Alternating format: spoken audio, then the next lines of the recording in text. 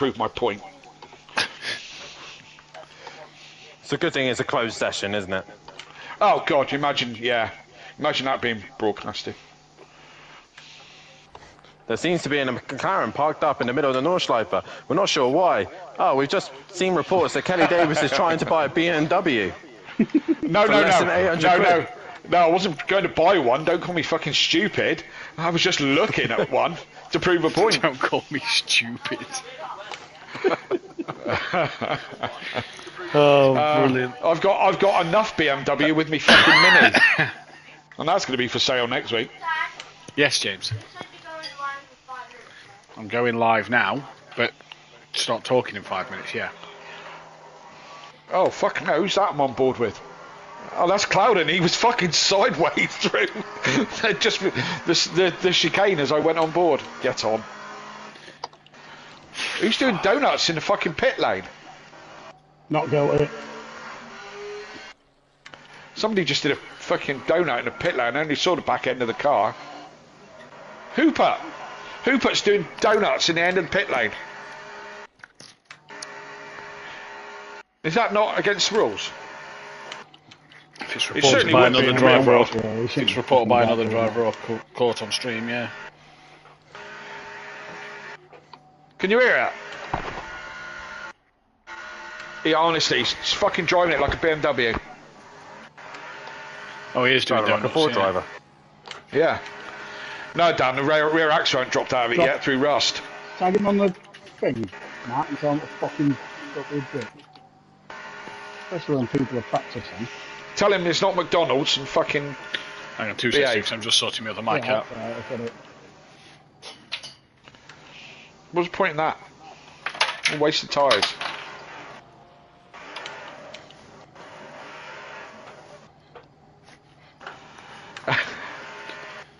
And now he's blocking the pit lane. Is he out of the? Is he over the pit exit line? I don't know. He's right at the end of the pits. No, he's not. He's not blocking the. He's not over the line, so he'll ghost through him at the moment. That sounds about right. Little Daddy's boy. And all of a sudden, Matt's on his better mic, and he's got bass in his voice. Chair boy. Right, can you go in the other room now? 13 fucking driver. It's a good job this is Alton Park. It's tight and twisty, isn't it? Okay. Yeah, all jokes aside, fucking McGowan's attitude is piss poor. If that's the reason, then yeah, that's shocking. Right, I'm going to go grab a drink before we start. How long have I got? 2 minutes, dude.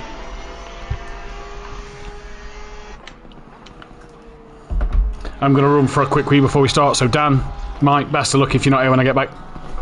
Yeah. Right on. Cheers.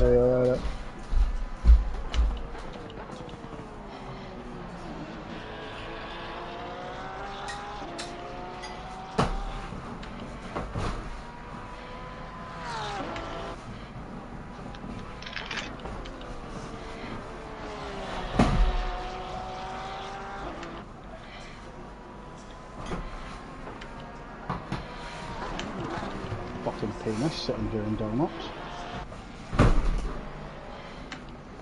So sector 1 I'm okay, it's sector 2, man. I just can't do it. I'm up 3/10 slower than you guys. Mate, it's purely curbs. Yeah, I think I'm just generally struggling.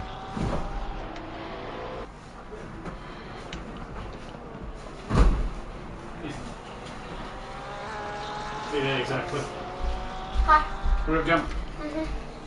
Oh. Right.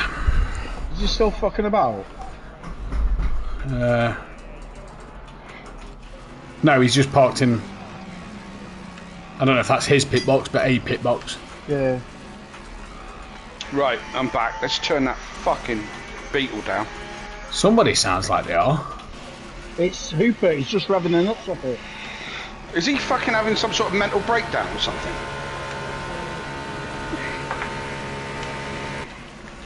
What's the matter with him? Not a clue. Right, I'm going to start the comms box. So again, best luck, guys. Cheers. See you later. Sorry, Hayley.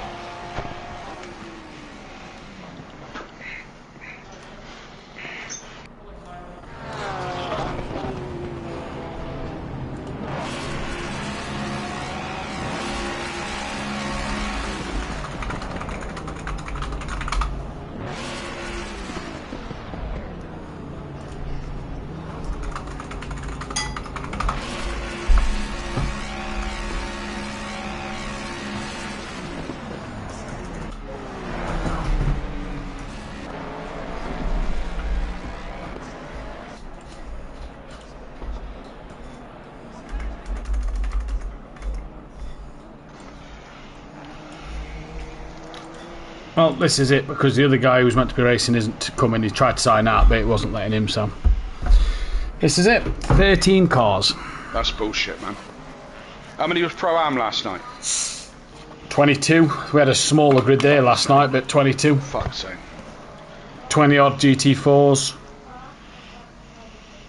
Bear in mind, there's 26 pros signed up. Fucking egotistical bunch of fuckwits. I'm half They're not tempted. winning. Honestly, it's between Sylph and Tardock. I'm half tempted to say to Mike and Dan, should we just let the top 5 of Pro-Am just fill in? They can't qualify and they start at the back of the grid. Yeah, I don't know. I'd have to give that some thought, but for the show. For the show, yeah. You know, just. Me and Phil had this last season as well, though, so it's not like it's just this year. Me and Phil had this last season. We got to the last race of the season last year, and there was 10 drivers because 3 of them retired after they started the hour-long race. We finished with 10.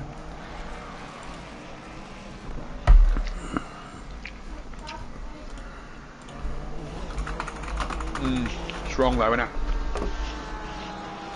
Honestly, it makes me wonder why me and you are sitting here wasting our time tonight on 13 cars. We may as well just sit here, get the results, type them in. They've done their race, but we've not streamed it. But you know, well, you could say, I don't know what good it would do, to be honest, because unfortunately people are selfish. Yeah. You know, and you could say, right, if we don't get a grid of fucking, if we don't get a grid of at least 18, we ain't streaming it. Well, we had 1, 2, 3, and now Gary didn't confirm. But I knew he was touch and go anyway. Nice Williams isn't racing, and Kalsef said he might make it, but he was declined anyway. So we had 8 people within today decline. You know, one was already declined, but said he might make it and never confirmed he didn't get added. We had McGowan testing, but was declined. Work that one out. Yeah. You know, where fucking Fraser O'Brien is, he's not done anything. Diz hasn't raced all season. Joe only did the very first race at Branch. Richie Michel hasn't been here. Ellie hasn't been here. Don't sign up if you're not going to do it. Yeah, even as a reserve, you know. Yeah, sign up as a reserve, great. We understand that if you reserve, you might miss a load of races, you might miss 1 or 2, whatever. We've got 2 weeks left, which means if you confirm you've done 2 races. You signed up with all intentions of doing 3 races. Yeah, you'd have done more than half these people than 3 of these drivers. In fact, no, 4, including Joe. 4. Yeah. You know. Either way, right. How does that end up with the relegation though? There's nobody going down. That's bullshit. If because 2 of them came up from last year. Richie Michel and Ellie come up from last year. They've not done 1 single race. But let's be honest, Kelly, there's only 26 cars when we can have 40 on a grid. So what's the point? Those 2 came up. Yeah, and they've not raced a race. Right. So what happens to their ranking? Do they go back to Pro-Am? No. Are they going to turn up at Pro-Am again? Nope. They've got to stay in Pro. Yeah, they've got to stay in Pro. They've been forced to stay in Pro. Oh, well, I agree with that. You should do. Why should Richie Michel, who won the season last year, drop back down to the Wednesday night when we're going to promote about 10 drivers anyway? So Pro-Am, you know, Kieran Argent could be a front runner in Pro-Am, let's say, based off his pace this season. Yeah. Why are we going to allow that person then to come back down and dominate Pro-Am when he didn't, you know, he's not even touched the waters in Pro? No, if anybody gets relegated from Pro, I genuinely believe it should be Gary. Yeah. At least he's turned up most Yeah, he's turned up most weeks, but he's been that far off the pace. He's the only one I could see relegating to Pro-Am. Yeah. You know? I mean, he's better than he showed this week, but... Yeah.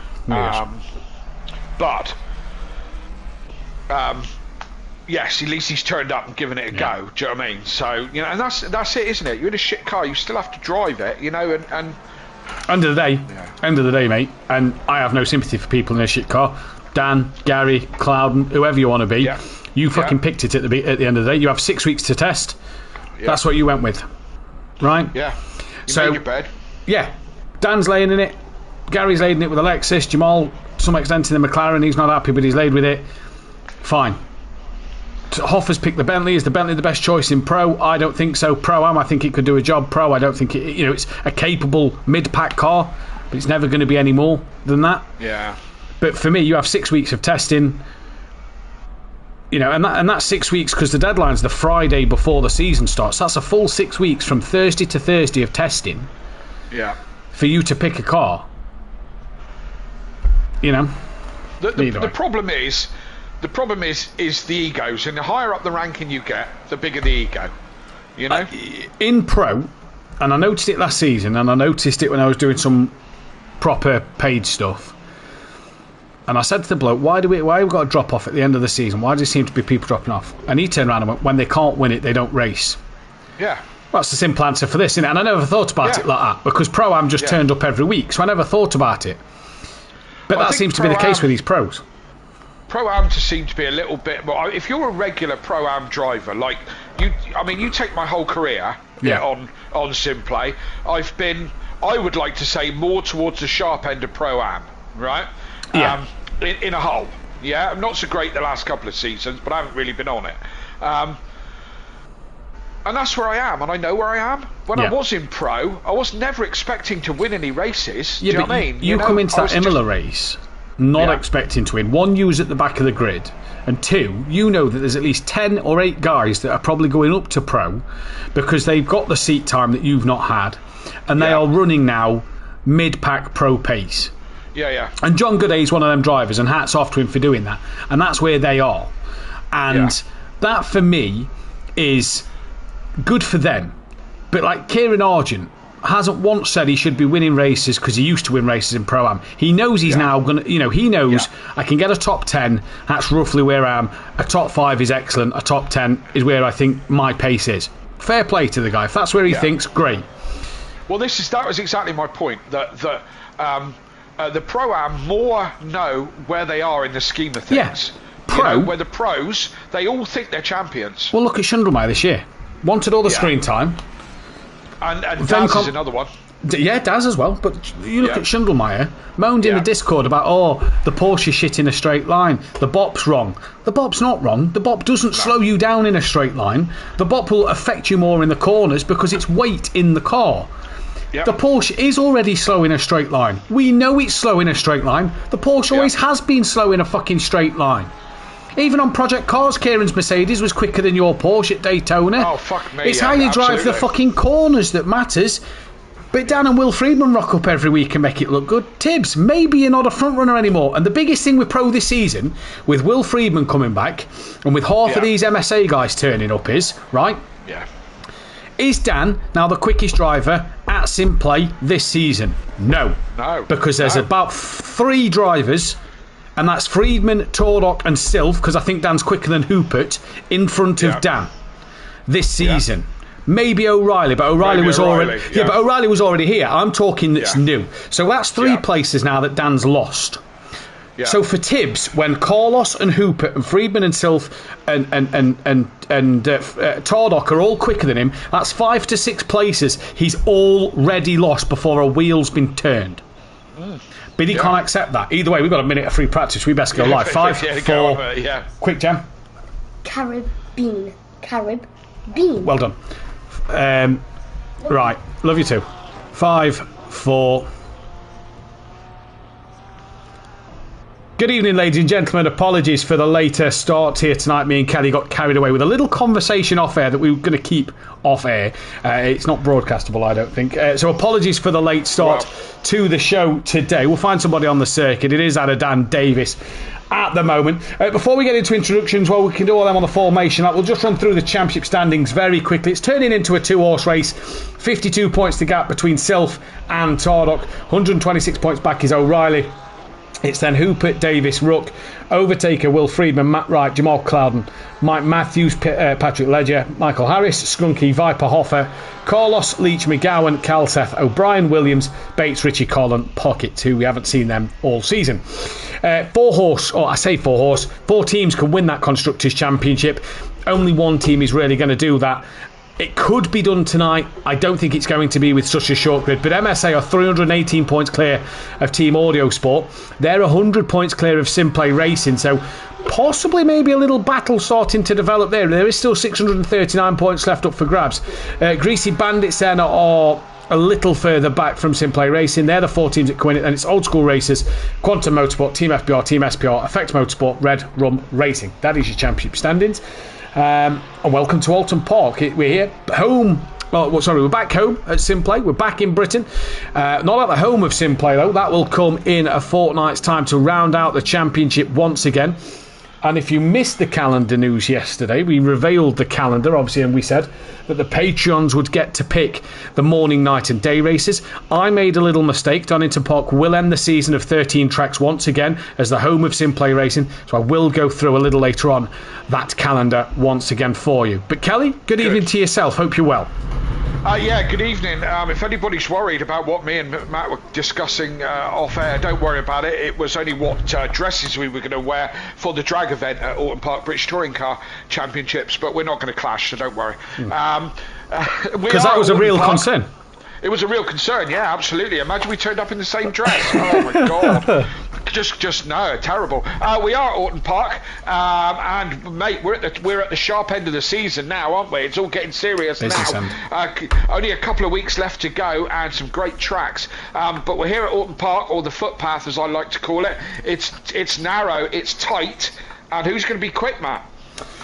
Well, who is going to be quick? Because this is going to be an interesting one tonight. We've got a lot of drivers that are very capable around here. But look at this grid order. We've got no Gary Leach. We've got no Brandon Williams for tonight. They can't make tonight's race. The grid is down to 13 cars for this evening. So, chat, hopefully you'll stick around. Hopefully we'll get to see some great racing. But get your comments in, and we'll have a great chat definitely through that hour's race, because there will be some lulls, I expect. But what a tight grid, because Dan likes to describe it, and I love the way Dan describes this track. It is the Monaco of British circuits, and it is so true, so tight, so twisty, so bumpy, Kelly, for a race circuit. Yeah, it's so hard to overtake. Yeah. Very little opportunities to overtake at all.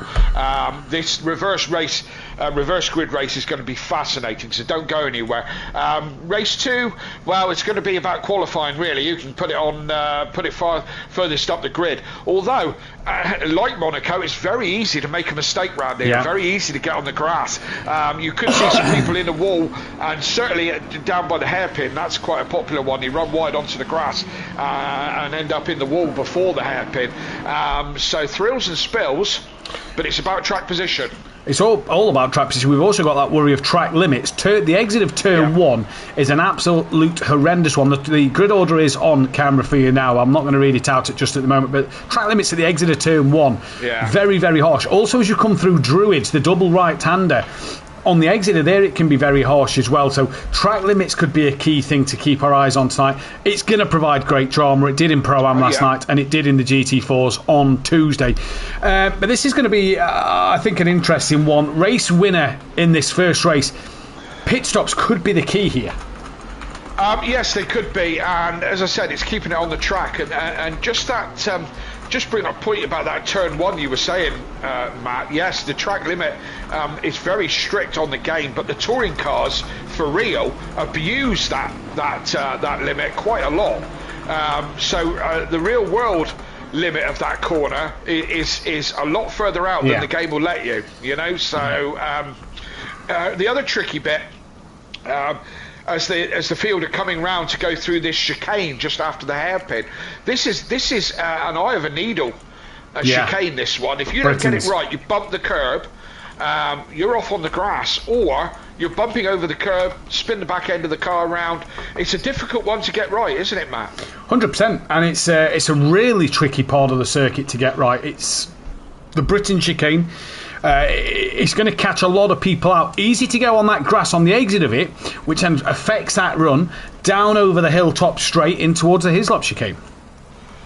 Yeah.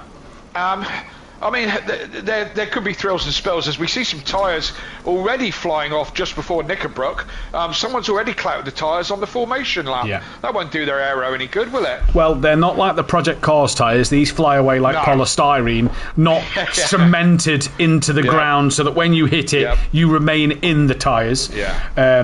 They was naughty on Project Corsa. I remember people hitting them and just coming to a sudden stop and being like, oh no, my car's now buggered. God himself put those in. And my they could God, not be moved. They was rooted. They was built in the surfaces of Alton Park, it felt like. But either way, we're about to get underway here. It is Carlos from Hoffa with Patrick Ledger, who's won the sprint race last week. He's got a couple of sprint race wins here. I'm sure he'd love to take another one. Mike Matthews P4 with Jamal Clouden. Matt Wright, then it's Will Friedman, Ben Rook, Dan Davis, Ben Hoopert, Kevin O'Reilly, David Silf and Tardock bringing up the rear. As we can say good evening to Peaceful Stepdad Tips. Attendant Genie, that is Ben Hoopert in the chat. Peaceful Stepdad again. Gary Clarbel and Susie's Cream Cheese and Robert Ramsell as well. As for the first time this evening, we are about to get underway. It is green and go here at Alton Park for the start of this race. They all tried to filter in together. Jamal and Matt Wright still side by side. Mike nearly into the back of Patrick Ledger, just going to drop down the order a little bit. Clouden's now got a run on Mike Matthews coming out of the turn 1 corner down in towards Cascades. They come for that first time. This is a really tricky corner, very easy to understeer wide, and Mike manages to hang on in front there as we drop down the pack. Dan and Ben all through okay. O'Reilly lost out to one of the Fords. I believe that is Tardock who he's lost out to. So that is a change for position there. But all looking good, Kelly, at the start of this race. As Dan's going round the outside of Ben at the hairpin corner. The Shellows hairpin. Dan gets the move done. That's a lovely move from the Porsche driver. Yeah, only taking back what he lost, mind. He lost out to Ben in the first stages. He was ahead of him in the first stage, so he got that back. I'm on board with Tardock. He went side by side down through Cascades with O'Reilly. O'Reilly's now behind him and losing a little bit of ground. Silth made no positions whatsoever. As we said, difficult to overtake, and that was reflected in the start, I feel. He was reflected in the start as Jamal was looking to the outside of Mike Matthews through the Hislop chicane up through Knickerbrook now onto Clay Hill. They come then for this first lap around here. Good evening to Martin in the chat, and it's Mike Matthews causing a bit of a train with Jamal Cloud and Will Friedman, Matt Wright, then Dan Davis and Ben Rook now becoming a bit of a train behind Dan. There's 3 little groups at the moment forming out there today. Ben Hoopert has changed the livery for his commentator. He's put a bit of blue on the car, and he's actually having a look then onto that of Ben Rook, but can't do anything through the final corner, as Will Friedman as well had a look there on Jamal Clouden. Dan Davis now has a run, and a great run on Matt Wright. Nissan pulls back in front though, and the Nissan manages to stay in front. Straight line speed on that Nissan, although he got wide out of turn 1, but the straight line speed on that Nissan just saved his life there. Dan had a bit of a run, but couldn't make it stick. With that, good evening to everyone in the chat. Please keep the comments going. We want to you to be as interactive as you possibly can this evening. We might need it later. Jamal Clouden had a big flick out there and a look on Mike Matthews coming through then that of the Island Bend corner into the Shell Oils hairpin for the second time in this race. Carlos stretching his legs. Tobias Hoffa in that big Bentley becoming a problem for Patrick Ledger as Mike's having a look at Ledger into the Britain chicane. You're not going to get it done through there, and Mike bounces over the curb. That made Jamal Clouden just tap the rear, maybe avoid the rear, but it's put Will Friedman right onto the back of him here then. Dan Davies still attacking the back of Matt Wright, and Dan's actually going to have a look. No, pulls back in behind, thinks better of it for the time being, but this big Bentley, and I tell you what, you don't want to be behind the Mustang or the Bentley around here, because not only is it tight and twisty, but to pinpoint your braking markers will be absolutely crucial, sat behind them great big tanks of a car, and you feel that the Bentley could be in a good position to get a good result here tonight, maybe a pro podium as Friedman a little drifty through Druid's corner then.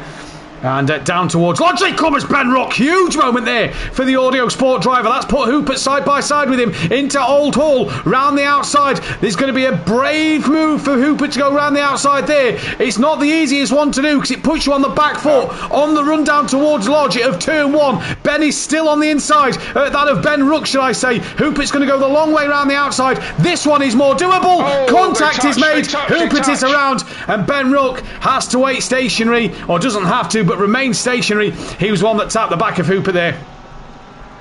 Yeah, he got a little bit all crossed up on the apex. Car started to drift out wide. That then made contact with Hupert, sent Hupert round. Ben did the right thing and waited for him, but it's both of their races compromised, unfortunately. Yeah, that'll be their races ruined in this one. Patrick Ledger now, he's just allowed the Bentley to get away from him a little bit. And we've got him, Mike Matthews, Jamal Clouden and Will Freeman. Little gap back to Matt Wright. That's Constantine up through the Britain chicane. And Clouden looking for a great run out of Britain's on the back of Mike Matthews here. This is looking back from the rear wing of Mike Matthews. You see into the Hislop chicane that Jamal's going to try around the outside. Now onto the inside. Mike gives him the room. Dan Davis is off. In the background we saw on the rear wing of Mike Matthews that Dan Davis has made a mistake and he's off. And he's lost out to everybody bar Hupert and Ben. But I tell you what, that was a great angle on the rear wing. You just saw how close that queue was to the back of Mike Matthews' car. Absolutely, and it's knife-edge stuff here, Matt. It's one of those races, isn't it? It looks fast and furious, but very little positions are going to be made. Yeah. Will Freeman tried to tuck up the inside before that incident with Dan. He tried to get up the inside. This is another thing. When you start to try and do something different by going around the outside of the car in front, you leave yourself vulnerable from the car behind. And being that they're such close racing, you've got to be looking forward and backwards all the time. You constantly watching your mirror. Right. Constantly watching your mirrors and looking forward. Tardock to the outside of Cascades.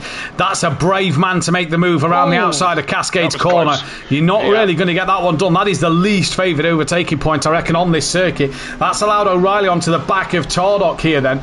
And this is a real good scrap here between everybody. But Carlos out front, well, he's doing the job he needs to, Kelly, while everybody else is scrapping. He's 2.5 seconds up the road. Tobias Hoffer in that Bentley, he's pulled that bit of a gap over Ledger, who's no longer under as immense pressure from Mike Matthews. But I'm sure Mike, sitting in P4, will be taking this at the moment. Not had a great season as Mike, so be wanting to have a good one here. Clouden pulls out, has a look, tucks back in. The bonus for Dan and Hupert and Ben at the back of this field, while all these drivers are scrapping and fighting for places, Kelly, this should allow them to come. Tardock's round. Dropped it before Lickerbrook.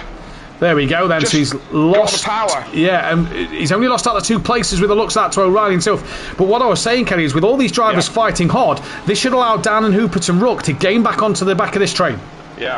Tardock just didn't go all the way round, just lost it under power, a little bit too much or lack of traction, and the back end went round. As you say, only lost a couple of places, but Ledger's in, Clouden's in. Clouden's in. So 2 of the top 3 pitting. Matt Wright, O'Reilly comes into the pits as well. Dan stays out, as does Hupert, as does Ben Rook. So I'm surprised, because track position is key. I'm surprised that Dan didn't think of maybe making a pit stop there, or the back 3 didn't maybe think of making a pit stop. I suppose the grid is that small and they're all so close together that you look at that, for O'Reilly, for Cloud and for Ledger, you're going to come out in clear air because there's nobody else really on the track that is way behind that you're going to come out in. So it's Carlos from Hoffer, from Mike, from Friedman. That's your top 4. Friedman within a couple of tenths of Mike Matthews now that he's been released. Ben's just set the fastest lap of the race. He's trying to look down after Hupert. Ledger pit stop done and dusted. Out he comes. Clouden's is done and dusted. O'Reilly's is done and dusted. And out the pits they come. And as they come out the pit lane, I'm going to jump to Jamal Clouden when he comes off the limiter. O'Reilly is a lot closer to Clouden in the pit. So decent stop that from O'Reilly. And he's got himself a lot closer to Jamal Clouden than what it was before the pit stops with cars between them. Yes, indeed. And I'm on board with Dan at the moment. Going to go back to Rook. Dan not pulling away from Hupert. Hupert not under pressure from Ben. Let's see who takes the pit. They've got 7 minutes left to pit, so got a couple of laps yet if you want to go long. I don't know what's more powerful, the undercut or the overcut here. I would have thought the undercut. It's just track position here, I suppose, is the real winner. Tobias Hoffer in, Will Friedman comes into the pits as well. That is, I believe, Sylph Tarlock in the background, sorry, who's in the pits, because Sylph going side by side with Matt Wright in towards turn 1. Wright gives him the room and respect through Lodge. They're still together as they're going to come down now towards Cascades. Sylph now chops the nose off. I say chops the nose off, pulls in front, merges like on the motorway, and Sylph takes that place from Matt Wright. And that's a good move. That's really the best chance, isn't it, Kelly? Get the run out the final corner, get alongside into turn 1. That's your best chance of an overtake here. Yes, absolutely. Turn 1 is a possibility, that's for sure. There's lots of little possibilities, but you've got to have a real overlap speed to make it happen, you know. So Sylph with a good move there, nice and clean, no way to do it. Indeed it was. So Matt Wright's got to try and hump back down after Sylph. Just looking at Will Friedman. He's come off the limiter, and Friedman is behind Patrick Ledger. Will Friedman's jumped Jamal Clouden. An absolute peach in the pits. What happened to Jamal then? Because he is a long way back from that of Will Friedman. Tobias Hoffer also has had a nightmare pit stop. He's lost out to Tardock and O'Reilly and Clouden and Will Friedman and in fact Patrick Ledger. So he's come off the worst here in the pits. But Jamal Clouden, 3 seconds behind Will Friedman. He's had a nightmare of a pit stop. Yeah, I don't know if he made a mistake somewhere that we didn't see, but or as you said, could have had a rubbish pit stop. Could have missed his marks. That'll cost you a couple of seconds. Missed his marks. I wonder if he also maybe changed tyres by mistake, left, without flicking the switch on the changing tyres button. That'll cost you 5 seconds. But yeah, who knows? Only Jamal will know. But that's kind of ruined his race because he's lost out to Will Friedman now. He's got O'Reilly close to the back of him. And you just wonder then that with this traffic all staying out, the top 7 did not pit. We're watching Ben Ruck on the back of Hooper. So the top 7 didn't pit. You just wonder that, Dan's not got Matt Wright really to worry about, has he? That gap's 3.1 seconds. So Dan's kind of got clear air. Sylph's kind of got clear air. So's Matt Wright. So's Mike. So's the leader. Ben's the only one that's really in any dirty air because he's under a second to Hooper. So what are you thinking? That these guys must be thinking if we go long in clean air, we can get some decent lap times under the belt and maybe make the difference. That's 100% what I'm thinking, because you look down the order now. Ledger's got Friedman within 6/10. Clouden has got O'Reilly, who's just done the fastest lap of the race within 7/10. Tardock's within half a second. So, that's 2 bundles of cars that's already pitted that are close to each other in dirty air being affected. Whereas Carlos to Mike's 5 seconds, Mike to Sylph's 2.6, Sylph to Matt Wright's 1.9, Matt Wright to Dan Davies 2.5, Dan to Hooper 1.9. So even Hooper's kind of okay, unless Ben starts to put him under more pressure. Ben's not putting him under pressure, but what Ben has got is that dirty air within that second mark of that Ford Mustang. I mean, for example, Dan is certainly doing lap 5 and lap 6 have been his best laps by quite some margin in the 33s.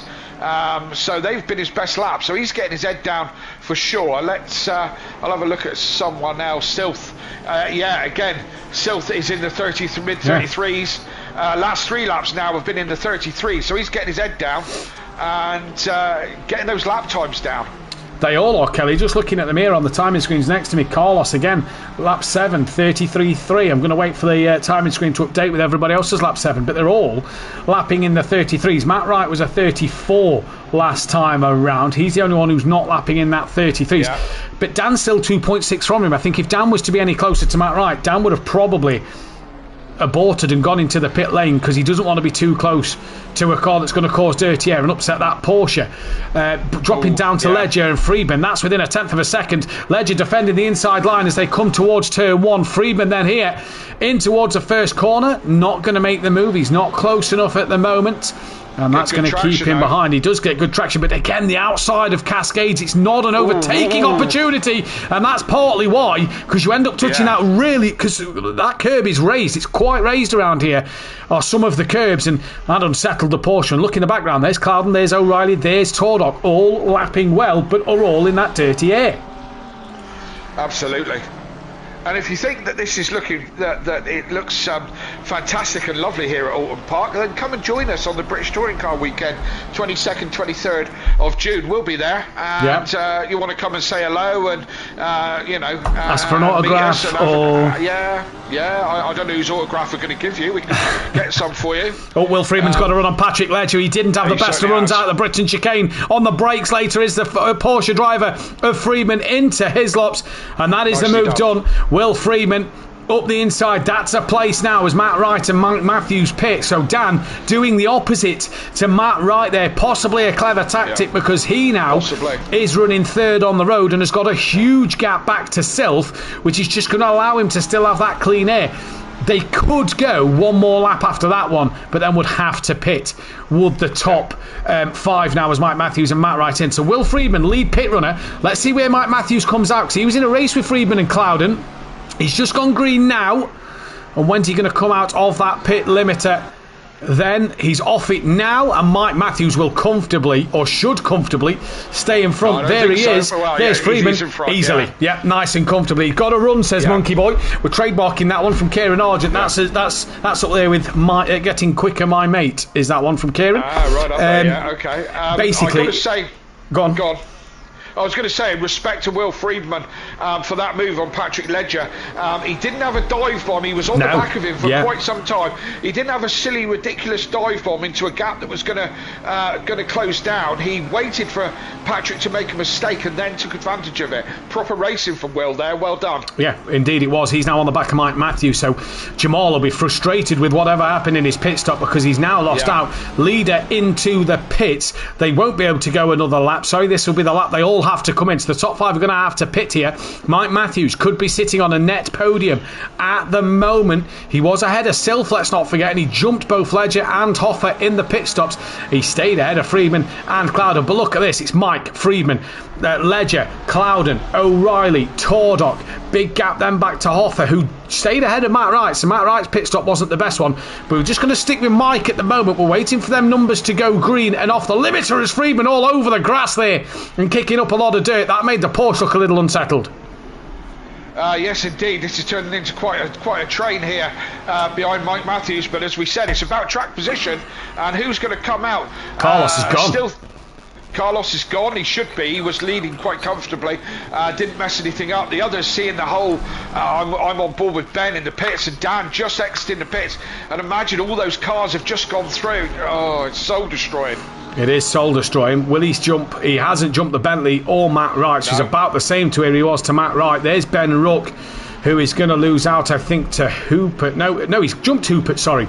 So the leader is Carlos. He retains that. Mike Matthews, second place still. So maybe then that shows you a little bit. While there's not many cars on the grid, that the undercut then, surely there is the stronger strategy, because all them who's gone long have dropped right down the order. For God's sake, let's stop talking about him. Yeah, let's leave alone. Well, let's go to Patrick Ledger, because he's got Jamal Clouden pressurising the rear of him, and in towards the Hislop chicane they come for lap number 9. They're on lap 10 at the moment, and this could be a huge night for Simplay Racing over that Team Audio Sport team as well, Kelly, because 100 points is the deficit. This is going to be a big deficit close at the moment. Should we go back to talking about him then, shall we? Now, there's no biostry here in the commentary box, remember. Of course not, absolutely not. We're professionals, you know. But what a train this is at the moment. And Mike and Freeman have dropped Ledger a little bit here, Kelly. Yes, they have. Ledger's got Clouden crawling all over the back of him, and Clouden looking racy, looking left, looking right, trying to find a way through Patrick. And we know Patrick has made a couple of mistakes, and Clouden trying to capitalise. But they are the second and third place guys are pulling away from Ledger a little bit now. Yeah, they are indeed. Just looking at them last lap times again, everybody in the 33s. Tordock was in the 32s. Sorry, no, that's his best lap. Sorry, I'm looking at best, not last. Who has done the best lap? Sylph. Tordock's actually got the best lap of the race, but it would have been invalidated. And that's why Sylph has it. So it doesn't tell us that they're invalidated or not on here, on the timing screen. But yeah, look at Mike 33s, Friedman 33s, 34s for Ledger. So they are definitely a lot quicker than Patrick Ledger. Jamal Clouden 33s, as is O'Reilly, Tordock. So yeah, this is going to be an interesting one. Dan Davis got past Matt Wright. I guess he must have done. I'm on board with Clouden, who's having a look round the outside into the chicane. It's going to... they touch. Just a rub as they go into Knickerbrook. And, Jamal's touched the grass! Oh, that's it, O'Reilly. Oh, and that's O'Reilly. So that's given a free pass to a few people there. And I believe it was Tordock and Silf, the only two that got through. There goes the Bentley, the Porsche, and the Nissan. As Jamal tries to straighten up, there goes Hupert and Benz and Clouden down the rear of the field. But it looked like he lost it on the grass there, Kelly. Touched Patrick on the exit of the chicane, and as he got to Knickerbrook, just got a bit too far on the outside, put a wheel on the grass, and that was that. 2 minutes, with just over 2 minutes to go at the time, he's now dropped right back to the back of the grid. Yeah, and that's going to be that, really, isn't it? Unless somebody has a big problem, that is probably going to be that for Jamal Clouden. As big track limits there for Silf, who at the minute is losing a couple of points to his teammate Tordock. That'll affect the championship. He'll gain one back, obviously, with the fastest lap, but Tordock needs more than just a couple of points at this stage of the season. Mike's gapped Friedman just a little bit, I'm noticing. And there's going to be what? There's going to be one left after this, so still interesting to keep our eyes on. Let's go to Dan. He's on the back of Tobias Hoffer. Yeah, I'm on board with this one at the moment. Hoffer's just that Bentley that's just so loose. He seems to be fighting that Bentley at every single corner, but he's keeping it on track, and there's no room around to get round, especially around the Bentley. It's massive. It's a big car, and it'll be swallowing these curbs up, that is for sure. And the bonus for the Bentley, I suppose, if you want to say there's a bonus, is it's got a good bit of power in a straight line, so all these little straights will just be helping it pull away from Dan. Yeah. So all he's got to do really is, if you know who Jason Plato is and know him from the British touring cars. You know who he is. Well, we've got foreign fans in the chat. They may not know who Jason Plato is. You know what I mean? But if you know who he is, do your motorsport history before you 100%. But all you've got to do, park on the apex, get that run out the corner. Yeah. That Bentley's going to outdo the Porsche in a straight line. So Tobias here looking like he could be in the box seat. O'Reilly's got ahead of Tordock, so has Silf further forward, so not sure what's happened there as well. But O'Reilly back up another place, Tordock down behind his championship protagonist, and that could be the curtains on the championship this season. Not 100%. That's not going to be confirmed, I don't think, until at least race 2 of Watkins Glen, maybe even race 1 of Donington Park. But that is not what Tordock would have wanted. So so for O'Reilly, the chance of a couple of places, Dan and Hoffer are a million miles away, but 1 lap to go. Hats off to Carlos. He's been fantastic. That's the way to run the sprint race. Lead it from the start. Get your head down. Somewhere like Alton Park, where it's hard to overtake, get your head down, concentrate on your race, and pull away into the distance. And he's neck end of 5 seconds ahead. Mike's got a mirrors full of Will Friedman, who hasn't given this one up yet. Mike's just got to hang on for a couple of more corners. Who else is close? Dan's still looking at the back of the Bentley, with nowhere to get past it at the moment. As you say, Tordock dropped back. Is his championship gone? Well, it's certainly made an uphill struggle now. So, reasonably exciting for Alton Park, that first race. Brilliant. And I'll tell you what, Mike Matthews will be loving this. It's his home circuit. But we go to your race leader then. Carlos exit that of Druids. He comes in towards that of the final corner of Lodge.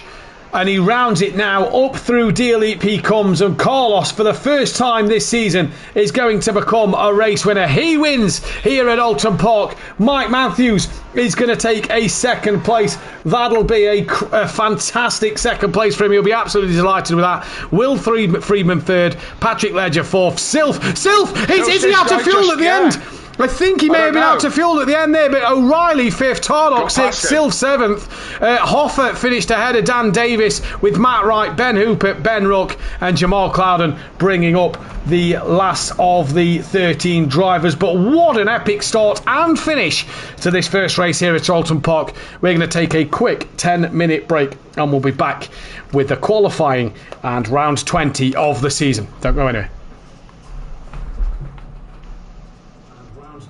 Of the season. A little entertaining. That wasn't bad at all. Did Silf run out of fuel? He started getting going again after he or did he let Tordock through? Why would he? Yeah, I don't know. Either way, 6th and 7th. It's not great. Yeah. No. It's another race that they're beatable. Yeah, well, it was good hard racing, but it was all about track position, as we said. Yeah. Undercut seems the better way to go. It does, yeah. Dan gained nothing. But then, again, lap times are all very similar from everybody. Yeah, but what do you get by pitting that little bit earlier, I suppose? I think it's luck of the draw. I think it's just, you know, if you got stuck behind someone like, I don't know, Hoffer maybe, then you're going to start losing time. I don't know. Everyone's quick tonight. Yeah, everybody's rapid tonight. Yeah. Right, I'm going to nip to loo a minute. No worries, dude. Right, so Dan was 9th, Ben 12th, Matt Wright 10th, Hoffer 8th, Gary Leach not here, Mike 2nd, O'Reilly 5th, Clouden 13th, Ledger 4th, Friedman 3rd, Carlos 1st, Tardock 6th, Self 7th with fastest lap, Hupert 11th.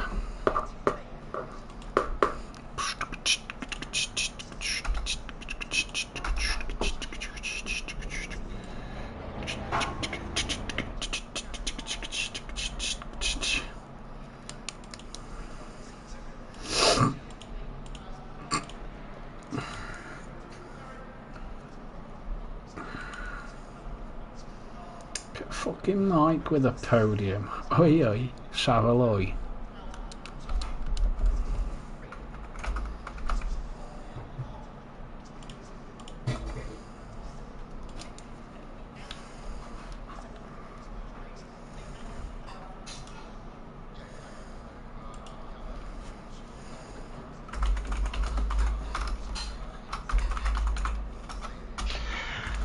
I'm back.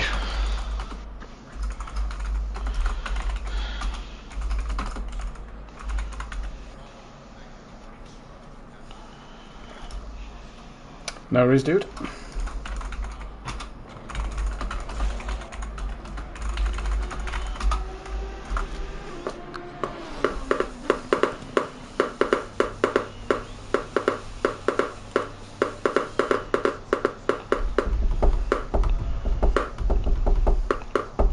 The fuck? What? What are you doing? It's like a fucking Tapping rhythmic Geiger counter. Tapping a pen on my book. All right. Fucking Mike with a podium, eh? Look, he's got I know. 40 podiums he's got now. Look at him. 40 podiums in 5 years. Dizzy heights. I was expecting him to drop it at any point. Yeah, do you know what? We was watching Ledger and Clouden, and he bounced on the exit curb of one. And as he started bouncing, I thought that's just going to go right in a minute. Get ready, and it didn't. Fair play. What chat is he in?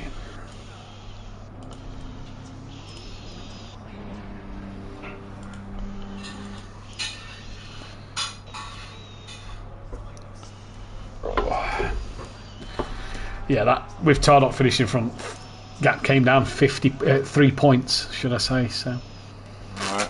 yeah. How many's between them? Between Sylph and Tardock, 50. Yeah, 50. Yeah.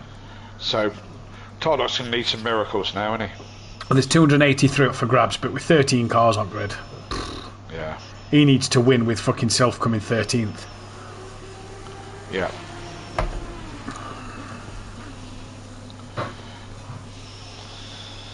Yeah, he's going to need a bit of fucking divine intervention. Looks like that fight for third's becoming a fight for fourth, because it looks like O'Reilly's just starting to creep away from that now. Right.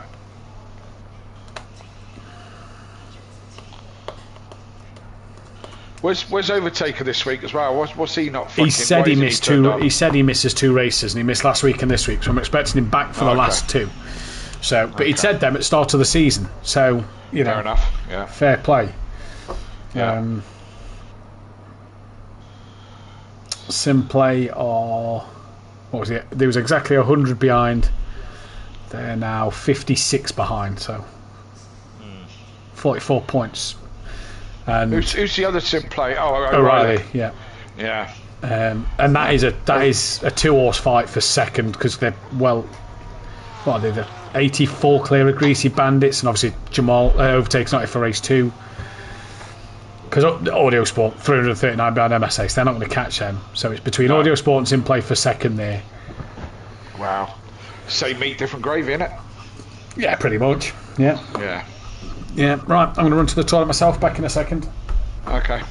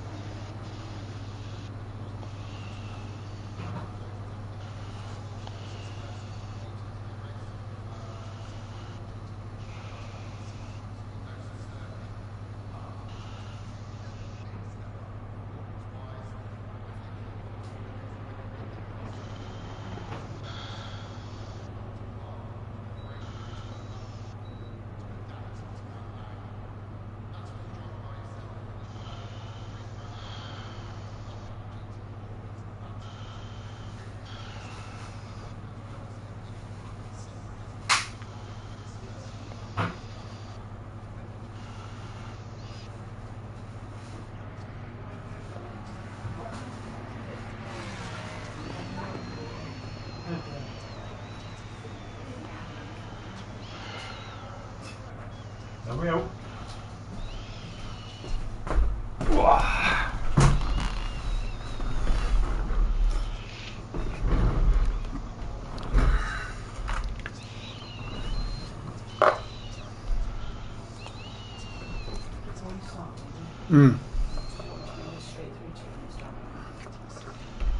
How long is it going to take? If I rush it, 40 minutes. No, then. Just leave it at my profile. Leave it in mind.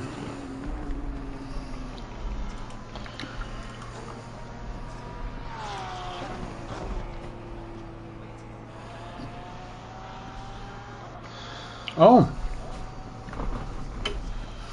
Patrick Ledger put, Will, sorry for the harsh defence. When I hit you, I let you through straight away. That was a bit over the head for me. Oh, right. Okay.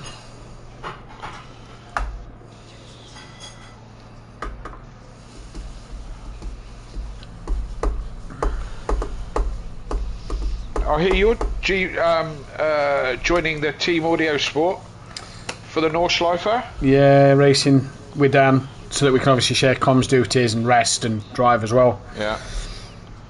There are 3 of you now, or have you got a 4th? I think he's looking for a 4th, I'm not too sure.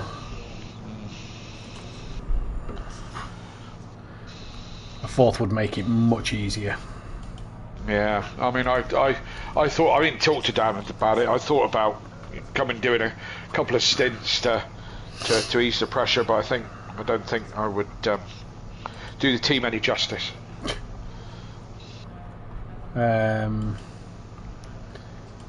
So that is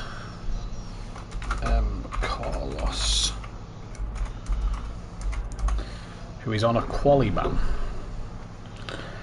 Qualifying record from Project Cars 2, Andy with a 1:31.6. There we go. Right. Have we got no newer stats than that? We've been here with the GT3s before, haven't we, on ACC? Yeah, but I don't think pole was that time. Let me have a look now, actually. Who put first one out? Right, so let's go to camera 2. Go back live in a second. When was we last at Alton Park? Last season. It's a pro. Results. If I remember, it was colder last season, so I don't know if we would have beat that. Right. Yeah, Dan 32.5. In his beloved Lexus. So. In his rapid Lexus. Yeah. Right, okay. We'll go back live in 5, 4, 3. Welcome back then, ladies and gentlemen, to the... I was about to say Project Cars 2, but it's not Project Cars 2. We're on ACC. It's qualifying time here. For a while now, it hasn't been for a while now. It's just because we've literally just mentioned it. It's qualifying time here. Carlos cannot qualify. He has to serve a qualifying ban. The championship doesn't really change too much, but Tardoc's within 50 points now of Sylph.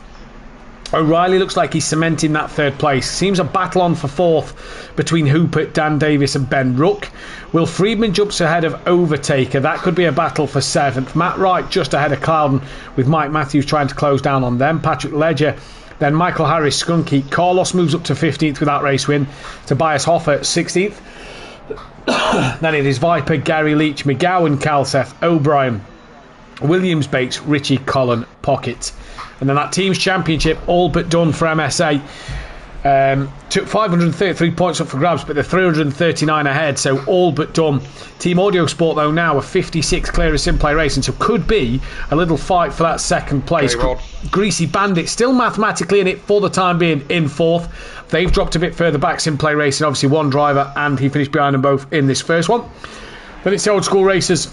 Quantum Motorsport only 8 points behind them, so Quantum could leapfrog them this afternoon. No Team FBR, no Team SBR. Effect Motorsport and then Red Run Racing in that one there. Then we were just on about lap records and Alton Park, and the lap record was on Project Cars 2. That's why we were saying it,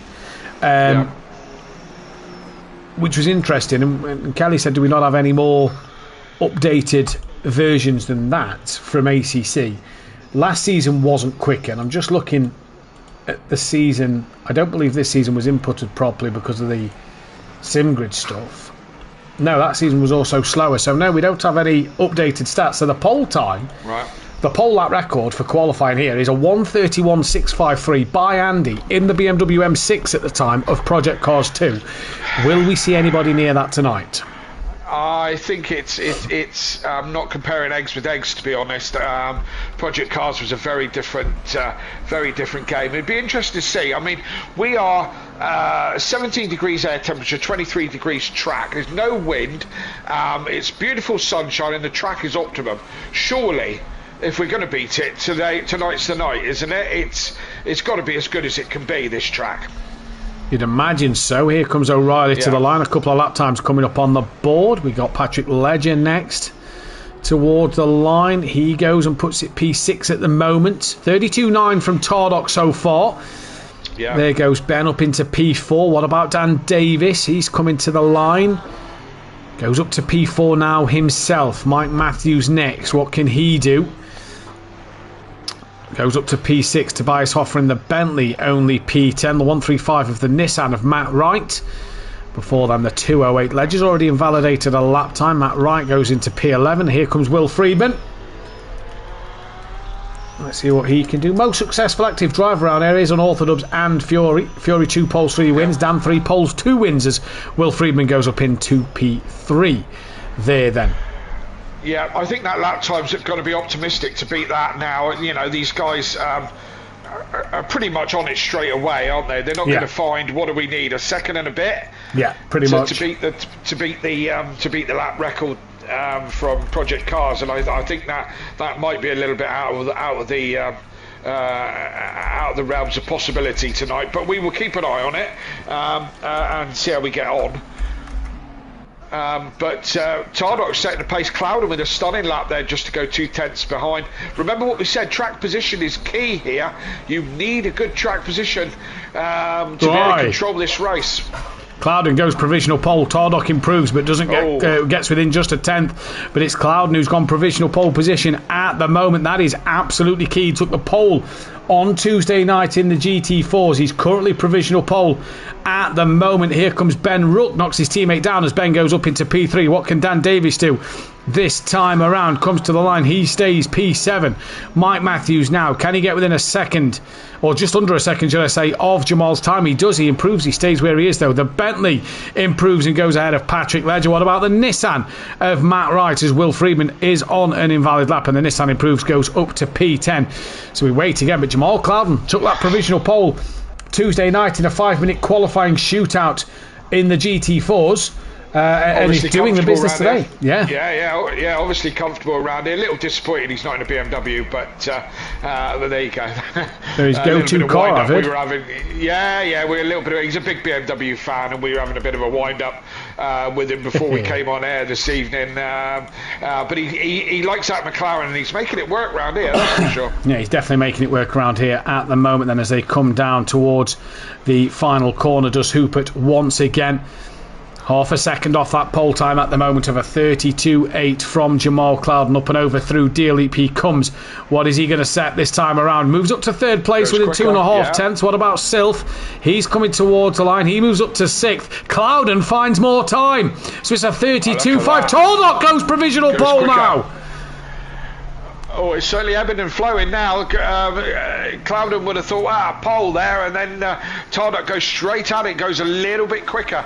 It's a nip and tuck, and you've got to say, haven't you, Hupert was only 2/10 off. You have a great lap, and you know there's 2/10 out there somewhere. You know it, that there's a corner that you could have got better. 100%, and this is the annoying thing for these drivers. Dan and Ben was just on an invalidated lap. Dan's now 1.1 off the pole, and he's going to know that there's more. He's going to know that there's a lot of time out there to find. Will Friedman again on an invalid lap as he comes round. A couple of cars have gone back to the pits. Hupert and Clouden, 2 of them, and it looks like Matt Wright has just returned to the pit lane. Patrick Ledge is on an invalid lap as Will Friedman starts again, but it's Tardock, the next man to finish a lap time here. That's an impressive pole time. We saw a 32.9 last night in Pro-Am for pole position.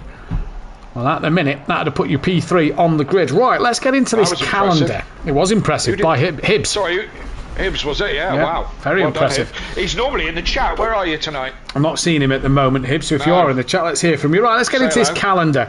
So Donington Park will move to the back end of the calendar, as we know. Now, the calendar was picked. Normally, the admins and the Patreons would pick a track each, and we'd then just randomise the tracks and see where we go. We haven't got lap data on 12 of the tracks, so it made sense to go to them and get the lap data we need. There's no improvement there for Tardock. Dan's the next man on a valid lap time, as Patrick Ledger's had a spin and Ben's invalidated. So, while Dan comes into the final corner, let's just keep our eyes on Dan a second. We'll jump to Mike in a moment. Here comes Dan. Complaining as he comes around that final corner. The back end just bouncing around.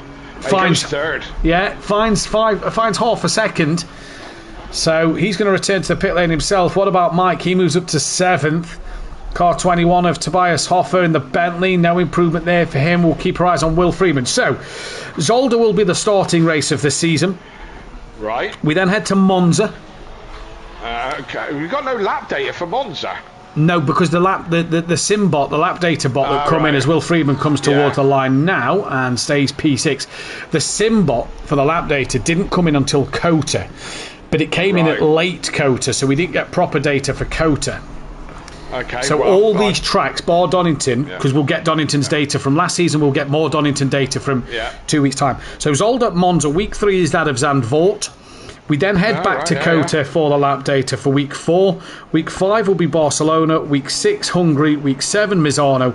Week 8, Paul Ricard. Week 9, Suzuka. Week 10, Laguna Seca.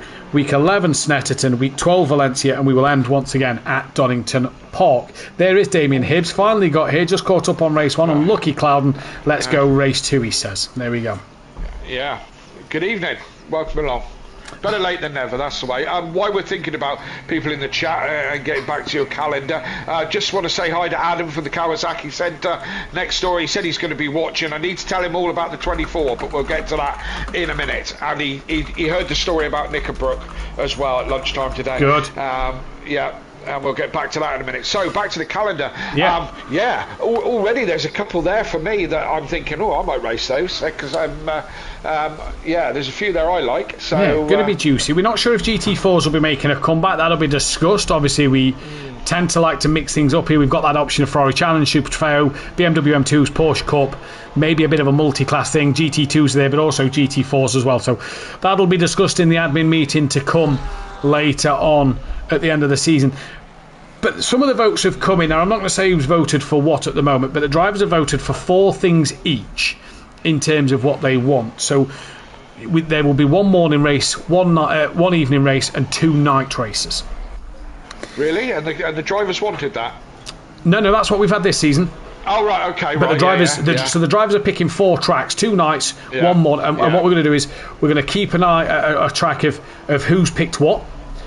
And then the majority will go with. So at the moment, I have heard about Steve Ryder standing down Monkey Boy from Alton Park, I believe. Alton Park will be Steve Ryder's last one on ITV. Yeah, stepping away, retiring.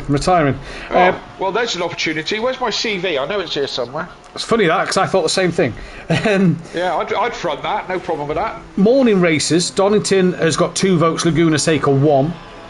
Evening races, Donington 1 and Suzuka 1. I've missed an evening race there for some reason. What if I not marked down? I'm not a fan of evening races, to be honest. I'm not a fan of anything in the dark. I'm not overly fan on our streaming ones in the dark because you can't see, So it's not just about me. I'm just trying to find out what I missed. There's an evening race, Donny and Suzuka. And Valencia was an evening one. Really? Okay. Yeah. And then the night races. I don't mind that. 1 vote for Kota, 2 votes for Laguna Seca, 2 votes for Suzuka, and 1 vote for Paul Ricard. What, for them to be night races? For them to be night races, yeah. So at the moment, Donington will be a morning race. The evening race is tied, but it won't be Donington if it stays this way. And then Laguna and Suzuka will be the night races. As it stands at the moment, there's a couple more patrons to get their votes in. Yeah, I really should vote. How can I vote if I want to, Matt? Tell me. Become a patron, and if you want to become a patron, £3 a month. Obviously, ignore the graphic on screen because that's slightly changed a little bit. It will reserve your driver number, so if you want a specific driver number, you can reserve that. Bar admins. Admins get first choice on driver number over the patrons as well. Priority access to sign up an event, so any event or sign up that goes out, apart from the Nordschleife 24 hour, any sign up or events that includes the championship seasons, you will get priority sign up to that event before anybody else. A track suggestion towards future seasons. This has now become the which one you want to be the morning, day, night race. Pre-season promo images done by our very own Dan Davis, and an auto share of your social media links to the Discord when you go live or anything. But for £3 a month. There you go. For £3 a month, what a bargain. And the other option, of course, is become a title sponsor and get none of that. None of that at all. Not asked on the track, not been given my race numbers, been given away, and all these things, and no input whatsoever. But hey, Well, the race number has to be that you all race in that season. So if I wasn't to race and somebody picked the 55, they can run that 55. Okay. Well, I was only joshing.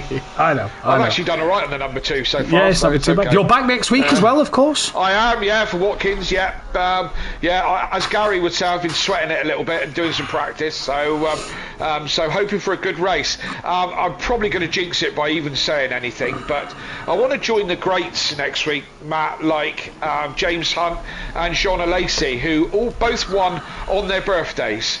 So that would be the ultimate goal. Is it your birthday on Wednesday? It is my birthday on Wednesday. Yeah. I turned 28 years old, and looking forward to a trip to reality. Looking forward to a good strong race. So that means, chat, sweating it. Regardless of the size of the grid next week, you all need to be here on Thursday so we can all sing happy birthday to Kelly.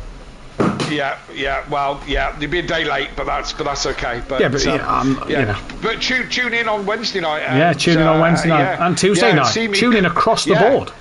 Yeah, tune in Wednesday night and see me mess it right up as kind of per usual. So, but looking forward to Watkins next week. It's going to be fun. Do you know if you got a podium on your birthday and a certain Kieran Argent didn't? Monkey Boy knows where I'm probably going with this in the chat. That'd just be funny because Monkey Boy's had a podium this year, and if you got a podium, Kieran hasn't had a podium. That's all I'm saying. Well, I'll be certainly trying my best, that's for certain, sure, and be giving it maximum and see how we get on. I'm fastest. I'm not going to give away my time, but my very fastest lap is only within 3/4 of a second of Dan's very fastest lap. Oh, yeah. Dan right Porsche or Dan Lexus? Well, no, just Dan, right? Let's just leave it like that. Well, no, because it's 2 different levels here. Listen. Normally that would be hugely impressive, and I'm hoping some of my competitors on Pro-Am are going, ooh, 3/4 of a second off Dan's pace. Kelly's going to be quick, but Dan's only done about 3 laps around there, so do you know what I mean? He hasn't done a lot of laps. Yeah, it doesn't really count, so don't get too excited. Well, Dan and O'Reilly bailed on their final runs, and Sylph has just pipped it into 4th place, so Dan failed to improve. O'Reilly will stay 3rd, just waiting for Patrick Ledger to come around, but at the moment it is that of Tardock who's going to take pole position. Now that's an extra point in this championship. That'll take it down to 49 points. Jamal P2, that's very impressive from the young man there. Say the young man, he's exactly the same age as me, so... Oh, you're young men. Nah, just debatable. Ledger bails, so that's qualifying done. Yeah, put another 20 years on Matt, then start worrying about being old. Yeah, fair one. You said you're only 28 yourself. I'm just saying, if you were 50 something, you'd feel old. Yeah, probably would, mate. Yeah, trust me on this. Right, so qualifying's done. So it is Tardock from Clouden from O'Reilly with Sylph, Dan Davis, Hoopert then running P6. Mike Matthews 7th, not bad from him. Ben Rook P8, then Will Friedman, Patrick Ledger, Matt Wright, Tobias Hoffer, and Carlos at the back after his qualifying ban there. Kelly, it's going to be a tough race to 1 hour. I don't think we're going to have it all as close as we did in that first 20-minute sprint race we've just had, but they was all pretty close, where it could be like that for the majority until the pit stops. There may be some very frustrated drivers. There may be some frustrated drivers that try something a little bit unorthodox. Maybe not. Have you just read Kieran's comment? I giggled at that one as well. Good evening, Kieran. Hope you're well. Look forward to being on track with you next week, as usual. Although Kieran, last time we were on track together, we were nowhere near each other. Just want to point out, Simplay Racing is a stable. I've had a podium this season. O'Reilly's had podiums this season. Stable. Dan has had a podium this season. Ben's had podium this season. Monkey's had a podium. Mike's now had a podium. So Kieran, only one with that podium in the stable. Come on. Well, wouldn't that be lovely? Me and Kieran fighting for a race win next week. That'd be like old times. Like Daytona, all over again. Like Daytona. I'm still in therapy about it. It would be a great. While we're on air and he's listening, let me give you a few key points here. If he says got to run, give him a wide berth into the corner because it means he's full on sending it on you.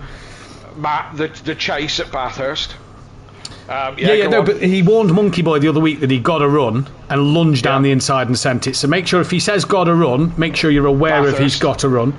If he doesn't say anything and there's just this red triangle appear on your screen, bail, because he hit Monkey Boy around at Nürburgring as well. Just a few tips. Where do I go for bullying people in the workplace? We're not in the workplace. I'm in the comms box. You're sat at your home watching on the stream. So peer pressure, Kieran. Suck it up. You'll be all right. It's constructive criticism is what it is, Kieran. You'll be fine. Or banter, we don't know which, but along those lines. Either way, Ben Rook missed the start. Did he? Oh, what? Sat in the pit lane. Oh, God, sack. Sack? Well, we're throwing the sack with Kieran. You're not getting sacked, at least. This is being thrown around. Yeah, I mean, I may have just spoken out of my mouth there because we are already in negotiations for next season.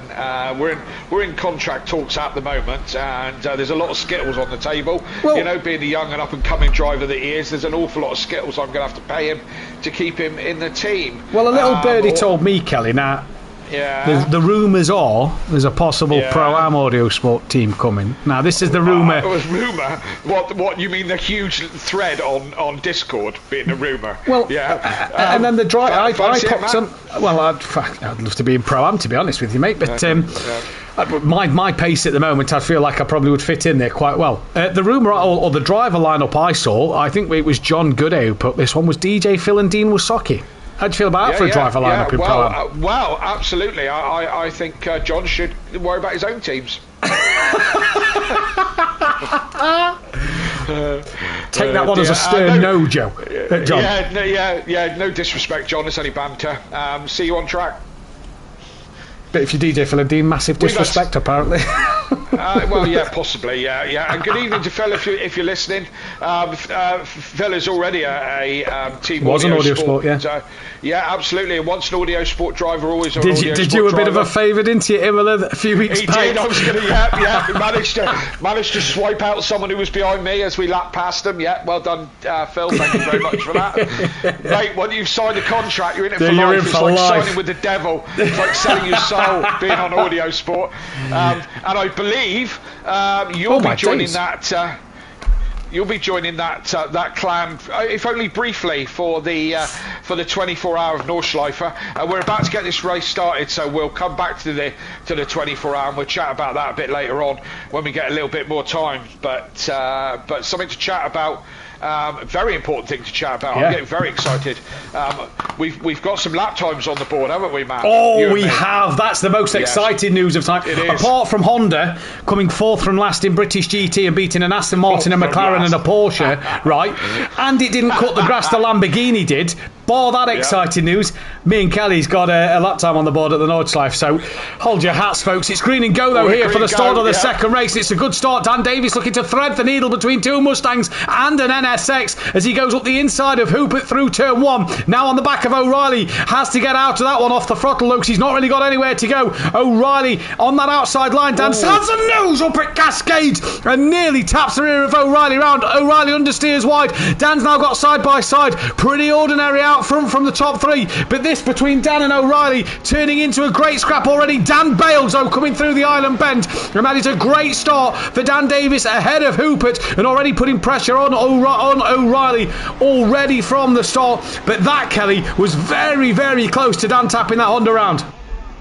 Absolutely. I got on board with Friedman just at the moment where Ledger went up the inside of him. I don't know if he was ahead of him before, but he certainly put a run on him down towards Cascade and is in front of Will Friedman at the moment. So lots to do. A reasonably clean start. They all seem to be pointing in the right direction. And Ben with an awful lot to do from the pit lane. He's catching to the back of the group. I don't think it will take him long because track position. His pace should bring him back to the back of the Crocodile, but I think that's where he might top out for a while. Yeah, I think you're right there. Tordok led them from Clouden, from that of Sylph, and that already is a 10-point switch in Tordok's favour. That'll take it down to 39 points if it stays like this, depending on fastest lap, as Dan's defending now from Hoopert at the final corner, and Dan manages to hang on here. The bonus for Dan in this Porsche tonight, Kelly, and this is one of the key things I forgot to mention with the Bentley in race one, is the straights aren't massively long here. Yeah. So for him and O'Reilly and two of the slowest cars on the grid at the moment, they've not got a lot of straight to work with. It's not like being at where was we last week? Apologies. We was at the Nürburgring. It's not like having that back section where you can where they can come through. Sorry, the Red Bull Ring, where they've got a lot of straights there on the Nürburgring. Big long straights where that power can come through. The Honda and the Porsche here should be okay in a straight line. The Porsche's got good traction out of the corners, which is ideal for this track. So. If Dan can keep it on the black stuff, he should be able to hold off anybody behind him, to be fair. Good evening to Lexi, just joined the chat. Where have you been all night? And I'm under the impression that Lexi is running on her own for the 24-hour or planning. Believe so. Yeah. I was hoping to get all the comms guys in at one time on the 24-hour and have a bit of banter with all the commentators on Simplay, because we don't all come together in the comm box. But I think that's going to be tricky if Lexi's going to race the whole 24. And good luck to her. Because what's just happened to my picture? Not sure what's happened to your picture, but good luck to everybody who's driving on their own. Patrick Ledger, P7 at the moment from Will Freeman. Jamal Clouden looks like he's caught onto the back of Tordok. Set the fastest lap. He's got Sylph with him as well at the moment. We was watching as Kelly has left. So that's a network issue for Kelly there. So hopefully he'll get back into the comms box. So it's just myself and you guys in the chat at this moment in time. But Clouden coming under pressure from Sylph a little bit. The back half of that second lap. We're on to lap 3. It's Tordok from Clouden, Sylph with fastest lap. Then O'Reilly, Dan Davis under pressure from Hooper, Ledger under pressure from Freeman. They resume their scrap from race 1. Then it's Mike Matthews, Tobias Hoffer, Matt Wright, Marcus Carlos, and then Ben Rook down the bottom of the pack. 4.1 off the back, but he can try and close that gap if needs be. Hooper still close to the rear of Dan close to the rear of that of O'Reilly. O'Reilly still within a second then of that of Sylph, who set the fastest lap, and Ledger was a little wide on the hairpin there, but manages to keep it all together as they exit in towards the Britain chicane for the third time of asking. And it is Tordok, Clouden, then that of Sylph at the moment, and then it's Dan Davis. If we look back from Dan on the rear wing of that Porsche, Hooper has a little glance up the inside, nothing more than that. Coming through his lops they come now in towards Knickerbrook, and then up Clay Hill they start to climb, and you just see the traction of that Porsche being able to pull Dan out of it. On the rear wing of Patrick Ledger, then you see there is Will Freeman with Mike Matthews just lurking in that background, just getting ever so closer at the moment. Then there's Hoffer and Matt Wright, as well as Carlos, who's dropped a little further back. But Patrick Ledger doing wonderful things at this moment in time in this race.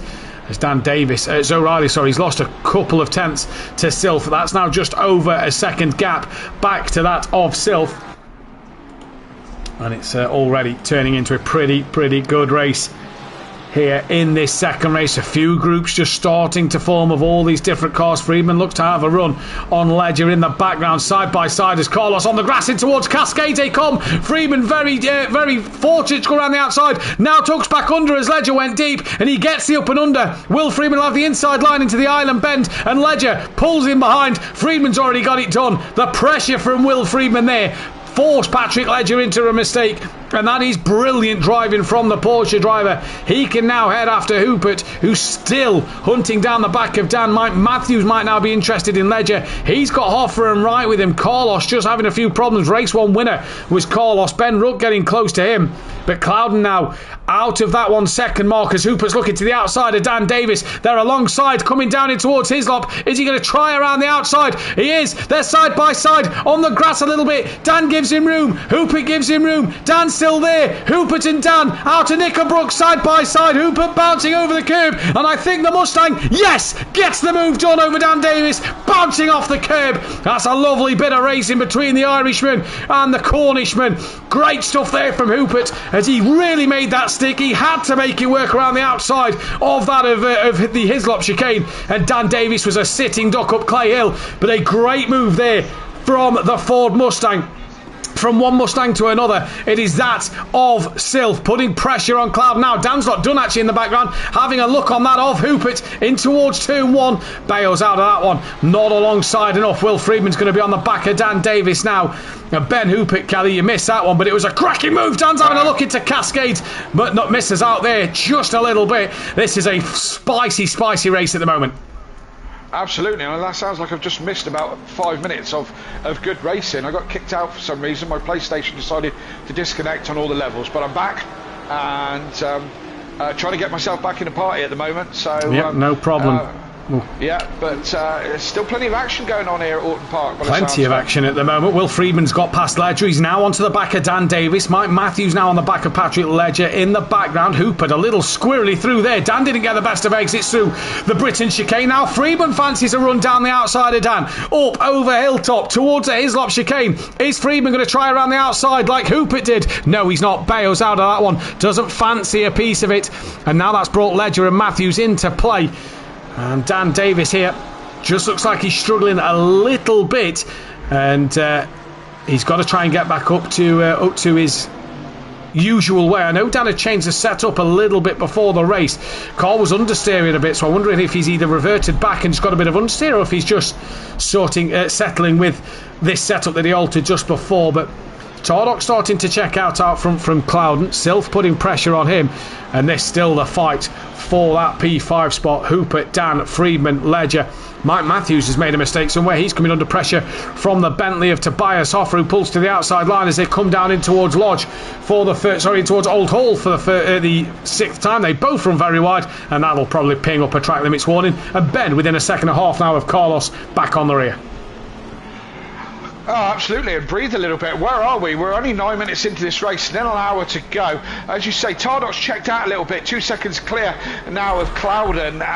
Then the biggest gap then probably O'Reilly to Hooper. There's a little gap forming there as well. So we've got a couple of groups coming together. I'm on board with Hoffer in that big Bentley, who's not a million miles away from the back of Mike Matthews.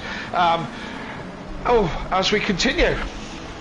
Yeah, and then you've got Matt Wright on the back of him as well, so it's an interesting one to see that the Bentley and the Nissan fighting strong. They've not looked out of place here today as Friedman's having a look up the inside of Dan Davis. Now he backs out of that one again in towards the Hislop chicane.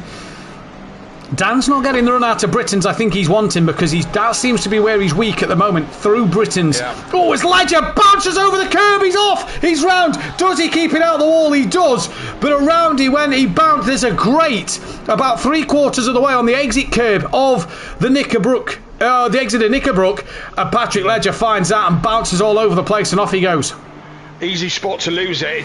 Round Knickerbrook is always a tricky little corner. You tend to oversteer quite a lot on the exit. Maybe just got the power a little too hot, sent the back end round. But that's put him now at the back with lots to do. Indeed it has, as Matt Wright looks to be making a move up the inside of the Bentley. No, was just having a look there. Carlos cannot get through this traffic. Ben's now gaining on the back of them, and that's another place for Ben. I suppose that's why, starting from the pit lane, he's just starting to make that ground up on this train of cars now. Sylph still within half a second of Jamal Clouden, and Friedman right there with Dan. But it is that Matt Wright, Carlos, Tobias Hoffer fight at the moment that is the one to keep our eyes on so far. It is a brilliant scrap, and one that we are thoroughly enjoying here. Three great big cars.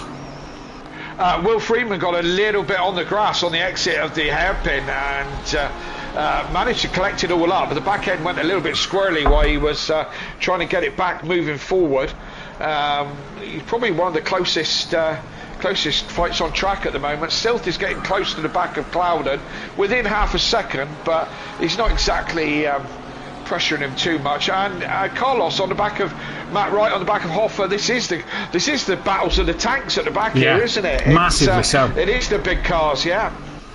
The Bentley, part of the VW group, as much as people want to call it British. The Nissan of Japan, third best Japanese car on the grid. Although no, actually there's no Lexus, so technically second best Japanese car on the grid. And then the Ford Mustang, the American power of the Ford. Now, this is an interesting little scrap, because I tell you what, we saw how much we've seen how hard, Kelly, in the 10 minutes or so here, the 20-minute sprint, and last night, how hard it is to pass these bigger cars. Now these are racing each other, so it kind of makes that incredibly harder. Dan's Porsche is nice and slim and slender compared to these tanks at the back. Yeah. But now imagine these two going side by side. Yeah, well, I find it difficult round here, that's for sure. They're big motor cars, that's for certain sure. It's like the heavy infantries at the back, like, you know, and ploughing their way through. And this race is you know, this type of track is all about pressure, giving pressure, trying to make your opponent make a mistake in front of you, but sucking up that pressure of watching them in your mirror all the time. You know, seeing where they're going to go, and hopefully that they don't miss their braking spot and crash into the back of you, of course, you know. Yeah, that's going to be a big, interesting one to keep our eyes on throughout this night. Jamal still 6 tenths clear of that. Matt Wright's lost out a little bit to Tobias Hoffer. He's got Carlos breathing down his neck, and Ben's not a million miles away here. Patrick Ledger's only 10 seconds behind, so he's still in this race, barring a mistake to anybody. He's still got a chance here of gaining on these packs, because when you're in that traffic, you are a lot slower. Just because you're having to brake earlier, wait to get that power down out the corner. Ben's having a look on Carlos, but it is just a look. He was too far back at the moment. And this is the big fight at the minute back here between these 3 or 4 cars. Yes, indeed. And Yeah, they're very close. I was just thinking that Carlos was behind Ben, but I can't remember if he was or not. No, he wasn't. Ben was in the pits, wasn't he? Okay, the adventure before dementia and all that. So yeah, my mistake. Yeah, but Ben close, moving up to the back of these, and again, closest fight is Friedman. As a look at Dan down through towards the hairpin, he'd be lucky to go around the outside of there. Flat scat, but as I look into the hairpin, Dan takes his line as normal, gets powered down. Will Friedman in the same car, so they're evenly matched on cars, no real advantage there. Dan bouncing all over the curbs, running the curbs as much as he possibly can, and you need to, you need to, Randy. You need to have a car that's good on the curbs, or you're going to be absolutely nowhere. Yeah, you are indeed. And just looking at Mike Matthews in the background there, it looked like that Bentley starting to pull away from, as we was watching the Friedman Dan Davis fight, you just saw Mike Matthews with a Bentley closing in on him and pulling away from Matt Wright. So Tobias Hoffer starting to put pressure on Mike Matthews, Friedman applying pressure to Dan, and like Kelly said, it's about not just giving but taking pressure around this Alton Park circuit. That looked a little bit too far off track for Dan Davis. That may have pinged up a track limit warning. They are so on the edge on Turn 1 and Outer Druids as they come up through Deer Leap in towards Old Hall once again. Friedman doesn't have the run, so Dan doesn't have to go defensive, because you need a run at this circuit. If you don't have a run, you're not really going to get this moved on. No, and being the chased car, you have to kind of keep that in your head, that and don't start defending for the sake of defending. Have faith that you've got your line, and then they're going to need a lot to overtake you. So you've just got to keep that faith. That way you don't make mistakes. Carlos having a look on Matt Wright. They've got Ben right behind them as well, and tucks back in through the island bend, and now into the Shell Oils hairpin they come. He's going to switch back up to Will Friedman, who's pretty much pushing Dan in towards the braking zone of Britain's here, and Dan taking the curbs. Dan seems to be a lot more aggressive on the curbs than Will Friedman does. Yeah, and he seems to be fighting the back end, although I've been watching from Friedman, watching into the back of Dan. I was hoping that Mike Matthews would pull up behind him so I could watch him there, because that would be a better vantage point. But Dan got very wide out of the hairpin. I don't know if it's his normal line or whatever, which gave Will a look down the inside, but not enough. Do you know what I mean? It just going wide isn't enough of a door. O'Reilly's got Hoopert gaining on the back of him. Apologies, I thought Hoopert was ahead, but he's not. So O'Reilly's got Hoopert gaining on the back of him. Dan and Friedman in the Porsches, then coming down towards Lodge Corner. We've got Mike Matthews with Hoffer within a second, and then back to that trio of cars back there of Matt Wright, Carlos and Ben Ruck.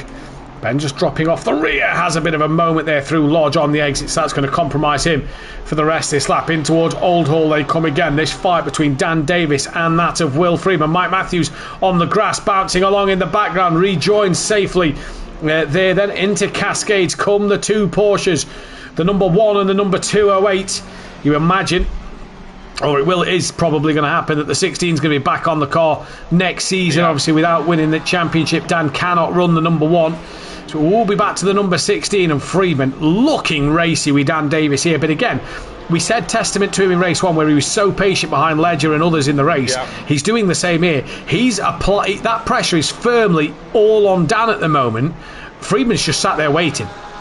Yeah, not making any stupid lunges, not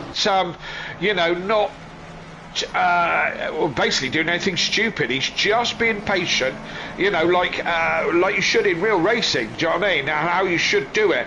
A lunge up the inside would just be futile and would probably end up with both of them going off on a track this narrow. So Will Friedman, testimony to his driving this evening, and if he manages to get Dan, with Dan making a mistake, that'll be another mature proper drive. So let's see how that pans out. But Will having a look down into the last corner, but not putting a stupid move in, just trying to distract Dan's attention, make him look in the mirrors a bit, showing the nose without actually making it putting it there in it, like you say, in a silly place. Through turn 1 they come. Just going to turn forward a little bit. So Riley's got that of of Hoopert gaining on him. Hoopert has changed livery. He's gone to the blue. Friedman's down the sorry, Matt. Friedman's down the inside into Cascades, and Dan gets pushed to the outside.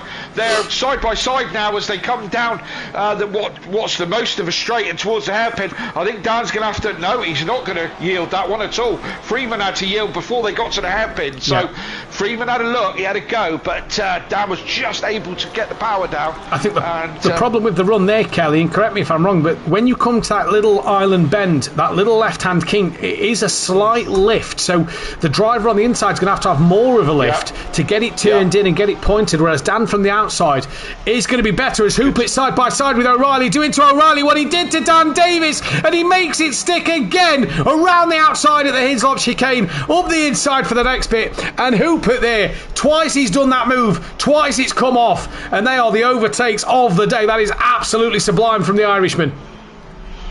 Yeah, absolutely. I missed that one, but I'm trying to look at the stream now to see if I can see it happen. But good move by the sounds of it. That's for sure. And I'm just watching it on the stream because unless you're aware, those of you watching at home, we're about 30 seconds behind what we say to what you see.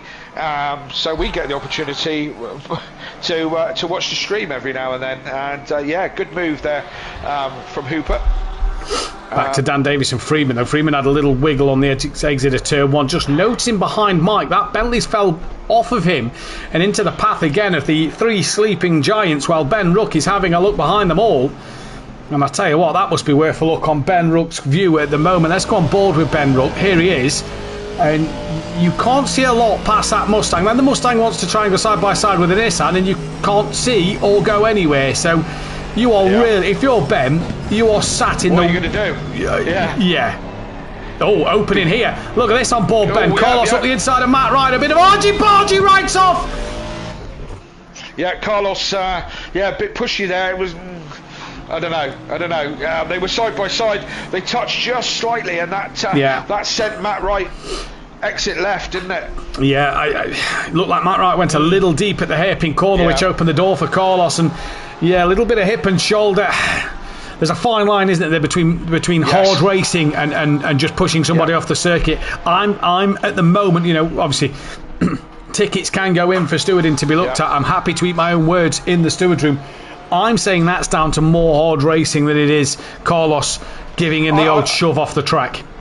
I think it's borderline, not with any disrespect to Carlos. From what we just seen just then, I think it's right on the edge. You don't know which is which, to be fair. I certainly wouldn't want to be the steward on that one, to be fair. No. Well, that gives Ben Rook yet another position, and he's still half a second off the back of Carlos at the moment. He's with Carlos within 7/10 of Hoffa. Mike now pretty much in no man's land. Can't get close to Dan and Friedman while Dan and Friedman are scrapping here, can Mike? No, he can't. And I don't know if he's just in that kind of zone at the moment, and maybe his pace will come back to him later in the race with a fresh set of tyres, or just you know what it's like. Sometimes your pace just drops off, and sometimes it comes back again. But you're certainly right. He's not making any roads on the two Porsches. In fact, he's just dropping off just a little bit. The only quite a couple of big gaps starting to grow now. Tardok out in front, nice and comfortable, 4 seconds clear of Clowder. The next big gap then is kind of O'Reilly to Dan. These two Porsches battling is letting O'Reilly just get away bit by bit as Ben gets a little bit out of shape. Just before Knickerbrook, whatever the corner is before Knickerbrook, and Hislops, got a little bit out of shape, and Hislops, no harm done as he follows these two big cars. Hoffa still keeping Carlos honest, and we'll see how this one progresses. We're only 3 minutes away from the pit window opening. Oh, Dan a little wide out to Lodge corner over the curb. He had a bit of a wiggle. He's had to defend the inside line pretty much straight away up through Deer Leap. Will Freeman then to the outside at Old Hall corner, and Dan's Porsche then just over the curb and unsettled a little bit, gave Freeman a sniff of an opportunity, but Dan managed to defend that inside line. Now into Cascades they come. Freeman looking at the gap up the inside of Dan at Cascades, and it wasn't there, and they managed to come away from this. I tell you what, I know Dan very, very well, as yourself. He will be... I know him quite well. As much as he's under pressure right now, he will be relishing this battle. He does like a scrap, does Dan, that's for certain sure. He likes to... we're all racers and results count, but Dan does genuinely like to have a scrap, and if he loses out from a good race, he's usually not too bad. O'Reilly's had a problem because these two have just caught up on the back of O'Reilly. I think he went wide out of the chicane and onto the grass. Saw the dirt being kicked up, Kelly. Yeah. And this has brought the Porsche straight back onto him as Dan gets a little bit sideways. Riley gets sideways through Knickerbrook on the exit.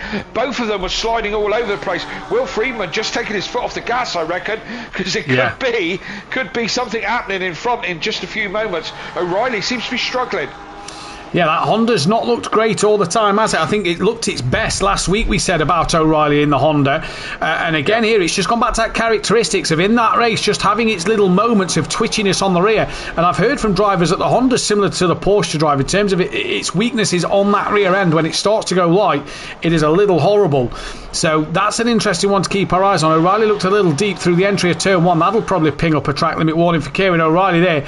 But you see Mike Matthews watching on in the background. He has gained on these two a little bit, couple of tenths here and there, so he has brought the gap down. Now for Simplay Racing, they're going to want to score big again over Audio Sport. They pulled 44 points back in that Constructors' Championship to finish second. They've obviously won the Constructors 3 seasons in a row. O'Reilly, big step, he's in the wall, he's in the wall, and now Will Freeman's going to have a look on the inside of Dan, and that was all the Honda having a wiggle at Island Bend, and O'Reilly, that is going to be a broken car, and he returns to the pit lane. I said about that one earlier, and it's easy to run wide, and when you run wide and get on that grass, you're almost straight to the scene of the accident. You're a passenger from there on in, and for whatever reason O'Reilly was struggling. He went out on that grass, and that was adios Honda. So O'Reilly then into the pits. That'll be a 2-minute wait time plus any damages that he's got to repair. So that is going to be a huge one there for Kieran O'Reilly, and it just had that little mid-corner snap. We said he didn't look comfortable, Kelly, didn't we, through the mid-parts of corners. But Mike Matthews now, within a second and a half, so he's pulled another 3 tenths over these two in front. So just maybe that Ferrari starting to come to him. Pit window opens. Oh, what a shame for O'Reilly as well. He couldn't get it round to the pits as the pit window opens. That's a shame. Yeah, absolutely. So, insult to injury as Friedman dives straight into the pits straight away. He's first man in, and I just wondered if Matt that Mike was actually benefiting from what's going on in front. More than picked up his pace, but it's going to be irrelevant now because we'll get into the pit stops. Ben's also in as well. And that's it. But I did notice that Ben pitted ahead of Carlos. And Carlos has got front end damage. So Carlos has had a moment somewhere as well. So we get to see what Dan can do now. He's already opened that gap up to Mike Matthews because he's obviously not watching that rear view mirror as much. And that's obviously where drivers are going to lose time here, being under that pressure for so long. But hey, testament to Will Freeman. That was a great scrap with Dan Davis. Long may that continue. After this pit window, 34 minutes gone. The pit window is open for 9 more minutes. Sylph is P3, but Tardock already in that first stint of the race. You kind of have 3 stints, don't you? You have that first stint where it's opening sort of 25 minutes before the pit window opens. You have that middle 10 minutes where it's all a bit of a lull as the pit window continues. Then you have the final 25 minutes where everything comes back together and it's a fight to the end. Absolutely. I don't disagree with that at all. But Tardock comfortable with a 5-second gap at the moment. We'll see who chooses to do what. Freeman's out and back on the track. Of course, he's in 11th position, but he is the front of the pitted guys. So we'll see what he can do. I'm sure he would have changed tyres. Track temperature 25 degrees and track optimum. I would have said he would change tyres. It would be certainly a track like this with so many corners and traction zones. I don't think it'd be brave to go, would it not? I'd change tyres. Bouncing around, sliding around, you're just going to possibly take the top layer of surface off the tyre. I'd be changing. It's one of the shortest pit lanes on the calendar. 49 seconds in out with a tyre change pit stop. That's provided you hit your marks bang on. Drive through here will only cost you 14 seconds, so not too bad here. O'Reilly's back out on the tracks. That's how much time he's lost. Dan is in the pit lane, yet to go green. Will Friedman exits Lodge Corner now. Dan just goes green, so we'll see when Dan's off the pit limiter. Wait for that P to remove. Here comes Friedman into turn 1. You hear that Dan's got away. There's Dan. There's Friedman. This could be close. No, it's not. It's as we were. And Dan made sure to literally chop across the track and say, you are not coming past. He had every right to do so. He was well in front. Yeah. I didn't say it was quite a duffing job, but he wasn't far off it, as he made his position clear that he was going to sit in front of that position. Friedman weaving down the straight, not in an attacking way, more in a tyre warming kind of way. Yeah, it looked like it. Yeah, I wonder if he's still not happy on his tyres. Probably a little bit disappointed. He couldn't quite make the difference to get past Dan. Does that answer the question of undercut, overcut? Because undercut has kept him exactly where they was. Overcut, sorry. Dan went longer than Friedman. Friedman tried to undercut Dan. They're exactly where they were. So there we go. Evening to Paul Williams in the chat. FBR Wickham in the chat. Self pits from P3. He's trying something over Clouden. Maybe the undercut with a couple of laps of Clouden going longer will work. That's what happened in race 1. The other guys went so much longer that they lost out more. But Dan and Friedman, as we were, and we can watch this battle. This is the only fight on the track at the moment. 31 minutes left. O'Reilly still in that pit lane. That could be a retirement here in this race. We'll have to wait and see what will happen. Doesn't matter, front or middle or back. It always seems to be Dan in the middle of a scrap, doesn't it? Recent weeks, I'd say so. I'd say him or O'Reilly have always seemed to be the ones that were picking up in a scrap of some nature or another. Will Friedman actually as well, to be fair, he's always seemed to be in a good scrap. Them three, I think, are the three that are having a bit of a fight. Dan a little deep at Cascades there, sort of more in the middle of the road than towards the inside that he'd have liked, but Friedman too far back to capitalise. That's put him on the rear again. And I tell you what, this has been about 2 laps of racing. This has been intense for the pair of them to just be on this kind of Friedman to give the pressure and Dan to take the pressure. Yeah, Dan using a bit of the middle of the road KLF type position to defend there. Make your car as wide as possible and make it unovertakeable on the apexes. Halfway through the race from race control there then, as O'Reilly now out of the pit lane. And that's 4 laps down. He'll obviously not be classified as retiring in this one. Glad to see that he's rejoined that. Yeah, and that's what it's all about, points at the end of the day. And when you're in that constructors fight with another team, you want them points. Patrick Ledger in the pits. These two should comfortably get ahead of Patrick. He'll be in that fight with Ben Rook for honours out the pit lane. He's gone a little longer than Ben. Ben undercut, pitted at the same time as Friedman. He's a long way back, is Ben, nearly coming under a lap from Tordot. But these two, nose to tail, and have been for majority of this race now. I'd say a good half an hour of this race. Just under half an hour they've been nose to tail. Yeah, it's a lot of pressure to give and a lot of pressure to take. You know, it's equally as bad for both of these. Will always looking for that position, thinking where he can get a run on Dan as he tries it round the outside of Cascades. He knows it can happen there. But has he looked for the up and under? No, he hasn't. No, it wasn't going to happen. Not from that position. But why not distract Dan if you've got the pace to be always there? Why not distract him? Try and put him off. Try and get in his head. Dan got very close there as Kieran O'Reilly has left the lobby, so that will be a retirement for Kieran O'Reilly. Dan got very close to the edge of the grass there, Kelly, and nearly possibly putting it off onto the grass there. So Kieran O'Reilly, that is a retirement for him, sadly. That'll disappointing. No points for the Simplay Racing driver in this one, so maybe fight back on for third place. Yeah, well, there is a sunny side then, isn't there? There is a silver lining to that. Being the unbiased commentator that I am. But I'm disappointed. We don't like retirements. No. It's all for the show.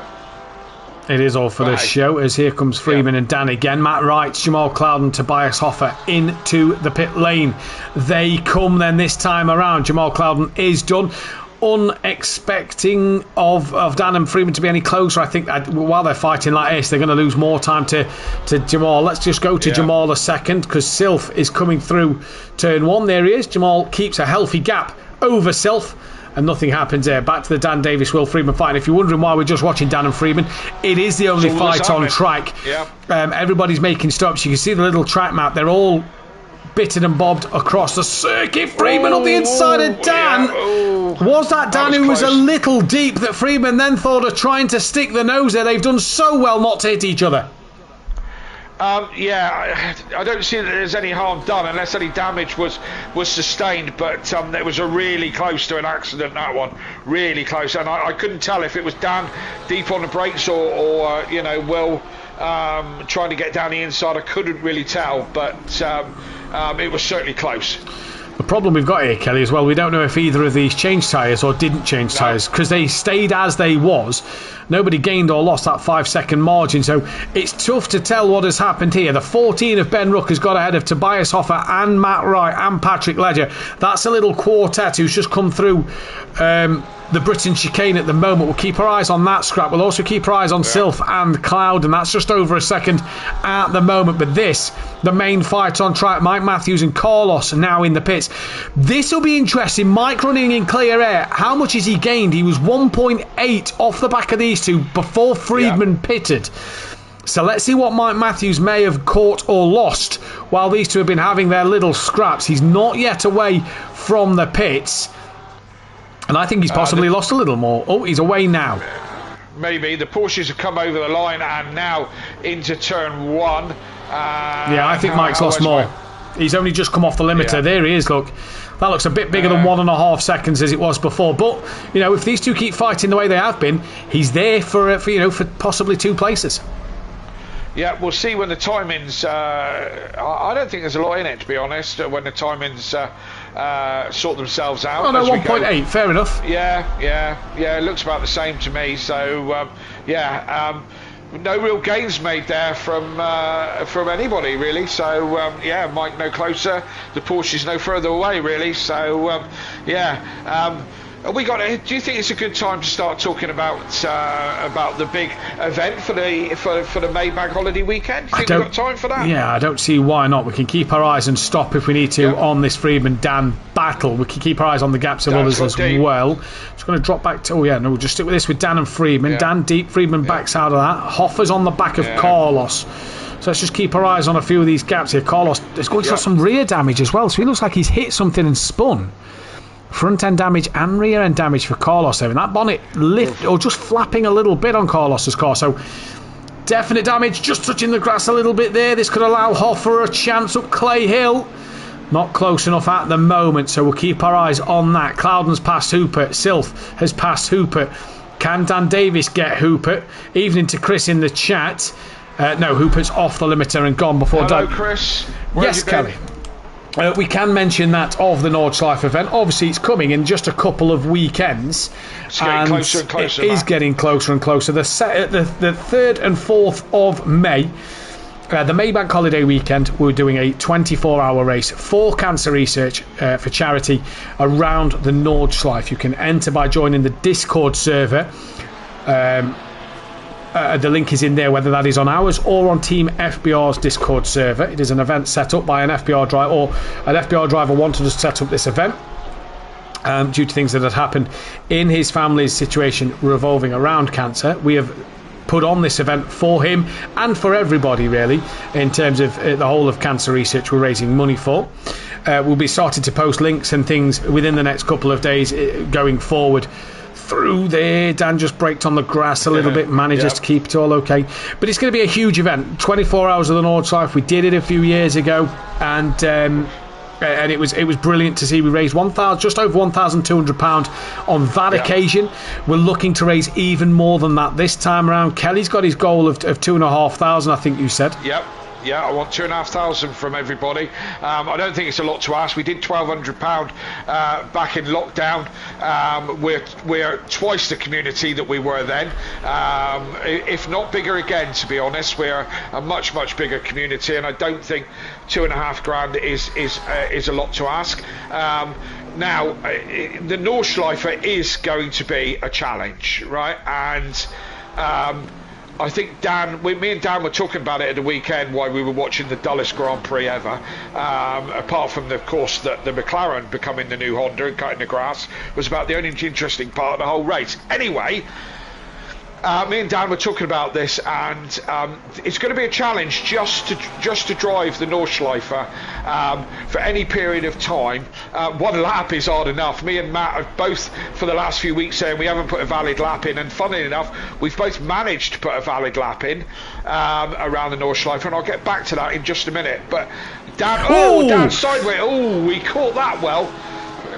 I think that was a little bit too much curb from Dan there, because I don't think there was a tap from Friedman, but well held. No, it wasn't close enough. And because of the angle of that chicane, Friedman had nowhere to go and couldn't get past him. No. So well held, Dan. Well avoided, Will. And resume as you may. That was one of those moments that just goes to prove that Orton Park is so incredibly tight. When there is a mistake in front of you, you can't capitalise on it. But yes, the Nordschleife is a challenge in itself, and Daniel, I think, put it really well, that we're asking you to take on the challenge of the Nordschleife. Kelly. Hoffer and Matt Wright side by side. Patrick, they're just waiting in the wings. They bounce off the curbs, a bit of hip and shoulder with the Bentley and Nissan up Clay Hill. They go, and it's Hoffer on the inside, Matt Wright on that left-hand side. Patrick Ledger is just watching on. Wright gets through. Hoffer slots in between. And now Ledger's going to try and tuck up. Is he on the exit of Druids? No, he can't. Can he get that run down towards Lodge at the final corner? He's got nowhere to go because the Bentley's in the middle of the road. Maybe a late lunge? No, thinks better of it. Carry on, Kelly, sorry. Yeah, that was a bit of action there just for the moment.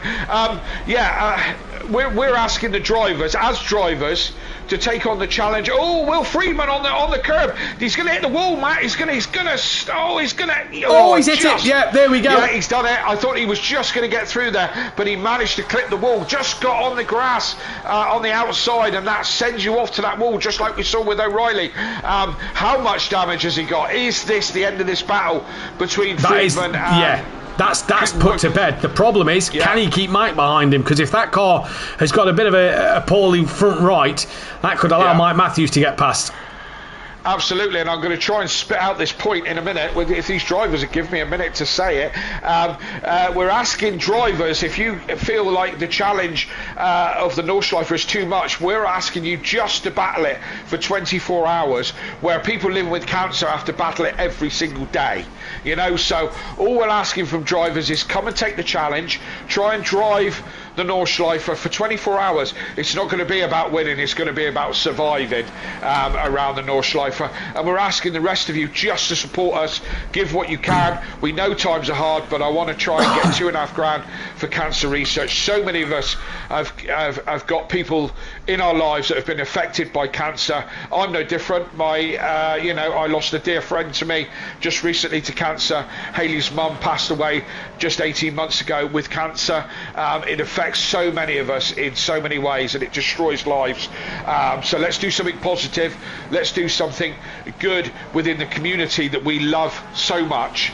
Let's take on the challenge. We'll all be here in the commentary box bit by bit. Matt, I think you're signed up to Team Audio Sport at Simplay Racing to do your bit round the Nordschleife. I'm not going to drive. I'm not going to disgrace my team. Although, is that me contradicting what I said? No, I'll take on the challenge of commentating.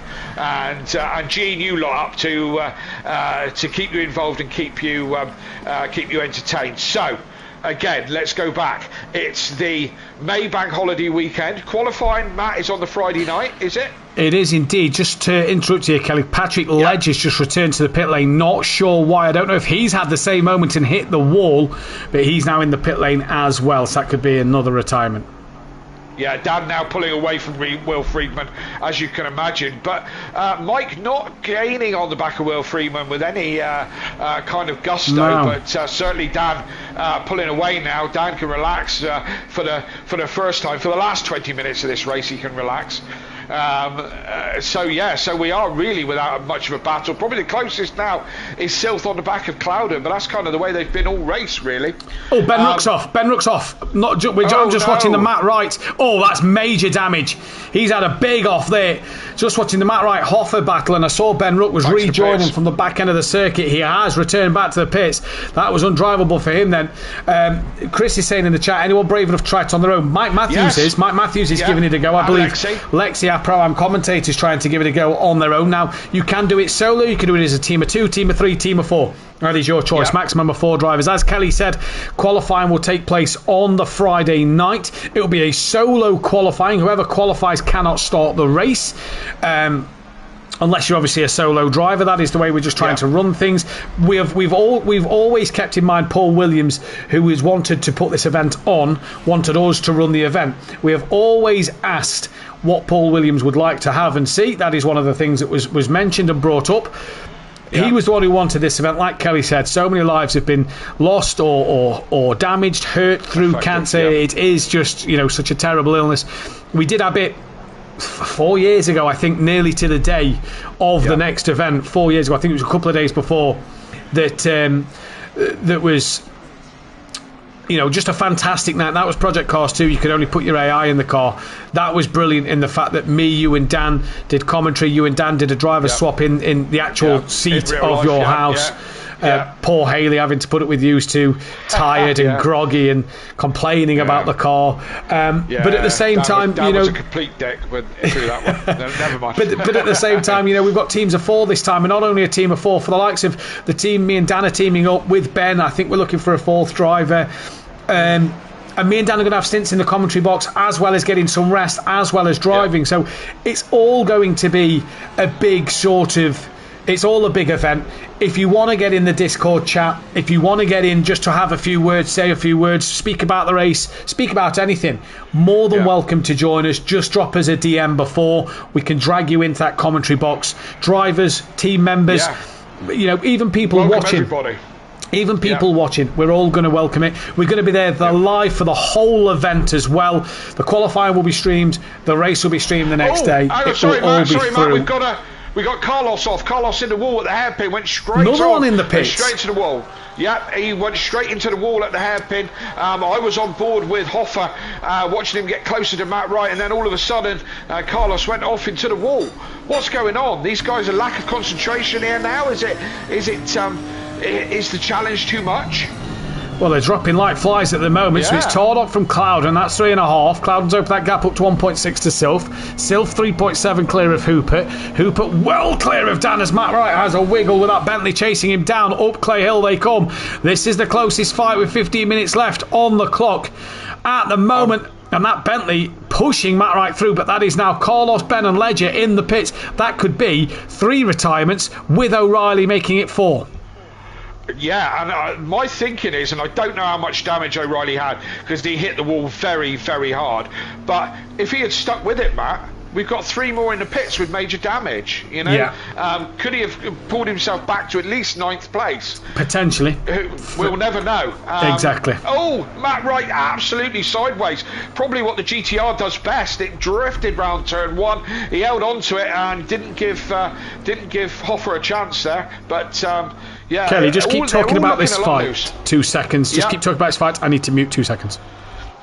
Okay, and as I said, the GTR is struggling around the corners here, but just going back to the Nordschleife, not just a case of you getting involved in drivers and watching. Spread the word for us. Let everyone know that we're going to be live on YouTube. Just about everyone's got access to YouTube, and we'll be live. So tell all your friends. I've got the likes of Adam, who I mention regularly from the Kawasaki Centre, who are based next door to my workshops in Cornwall, and we chat regularly, and they follow the sim race and they follow sim play. So I'm going to get them to watch us on the night, and let's get some real viewings going as Matt Wright gets really deep out of Knickerbrook. Hoffer takes the inside line, tries to get a run on him, but this isn't happening. But he gets a little bit closer. Matt Wright starting to struggle with this one. Closest battle on track still, as Hoffer now tries to have a look towards the last corner, but yeah, no way through there. Matt seems to be struggling on these tyres now a little bit. I was just saying, Matt, I didn't know where he disappeared to, but not only getting involved in the North in a 24 hour of the Nordschleife, but tell everyone else. Get everyone who maybe people who haven't normally watch us on Simplay. Tell everyone else that this event's going on. Tell everyone else that you're involved in it and you're going to be doing it. And let's get people on YouTube just following us, and maybe they'll donate. You know, every donation's welcome, as Kelly said. You know, we know times are hard. Especially here in the UK. Dan Davis drive-through penalty for track limits. That's only going to cost him 14 seconds, but it's going to cost him a place to Freeman and a place to Mike Matthews. So track limits, when he didn't really need to be taking the track limits, he didn't need to push too hard, he's got the gap to Will. Yeah, what a shame for Dan Davis there, but you know, like Kelly says, it's all falling apart here, isn't it? Massively. It's just Alton Park has just provided some drama tonight. But as Kelly says, you know, get in the chat, get people watching that don't normally watch. Any donations are welcome, any chat is welcome. It's a 24-hour race. We're not going to be talking just solely about the race. We'll be doing what we're doing now. Yes, there's little cars on the grid now. This is a 24-hour race at a circuit that is ridiculously long. We will be just genuinely, you know, rambling on at times about certain bits. So, and I'm sure the public are saying that surely Kelly and Matt could just talk this whole the way through. And we probably could. Yeah, we probably could, and we have before. So, but we want your input. We want things give us to your talk input. About. Yeah, we'll cover all kinds of ground in that 24 hours. Anything.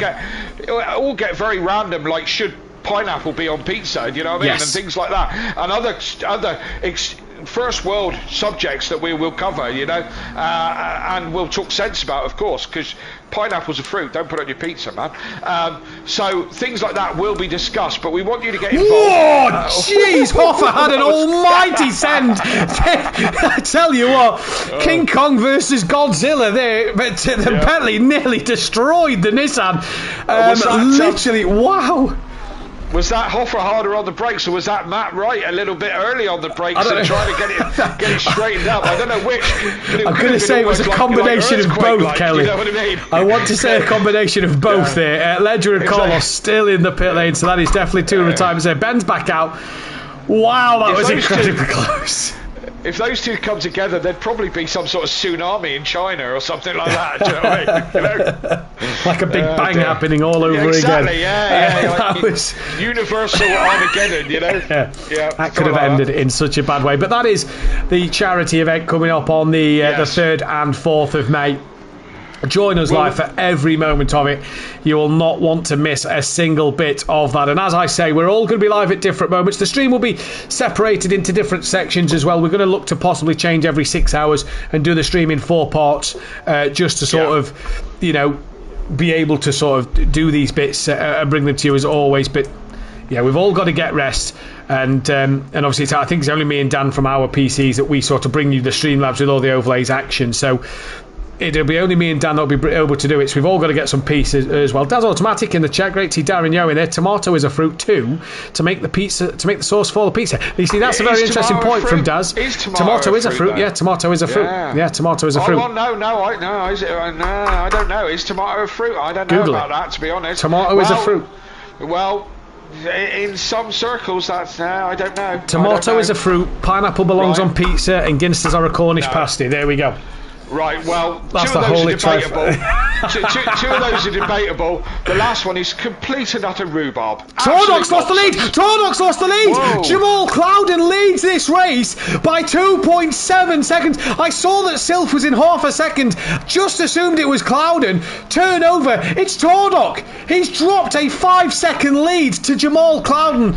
And I can't believe this. He doesn't look to have damage at the moment. He doesn't look to have, so he's just had an off. This is giving Jamal Clouden the chance of his second race win of the week.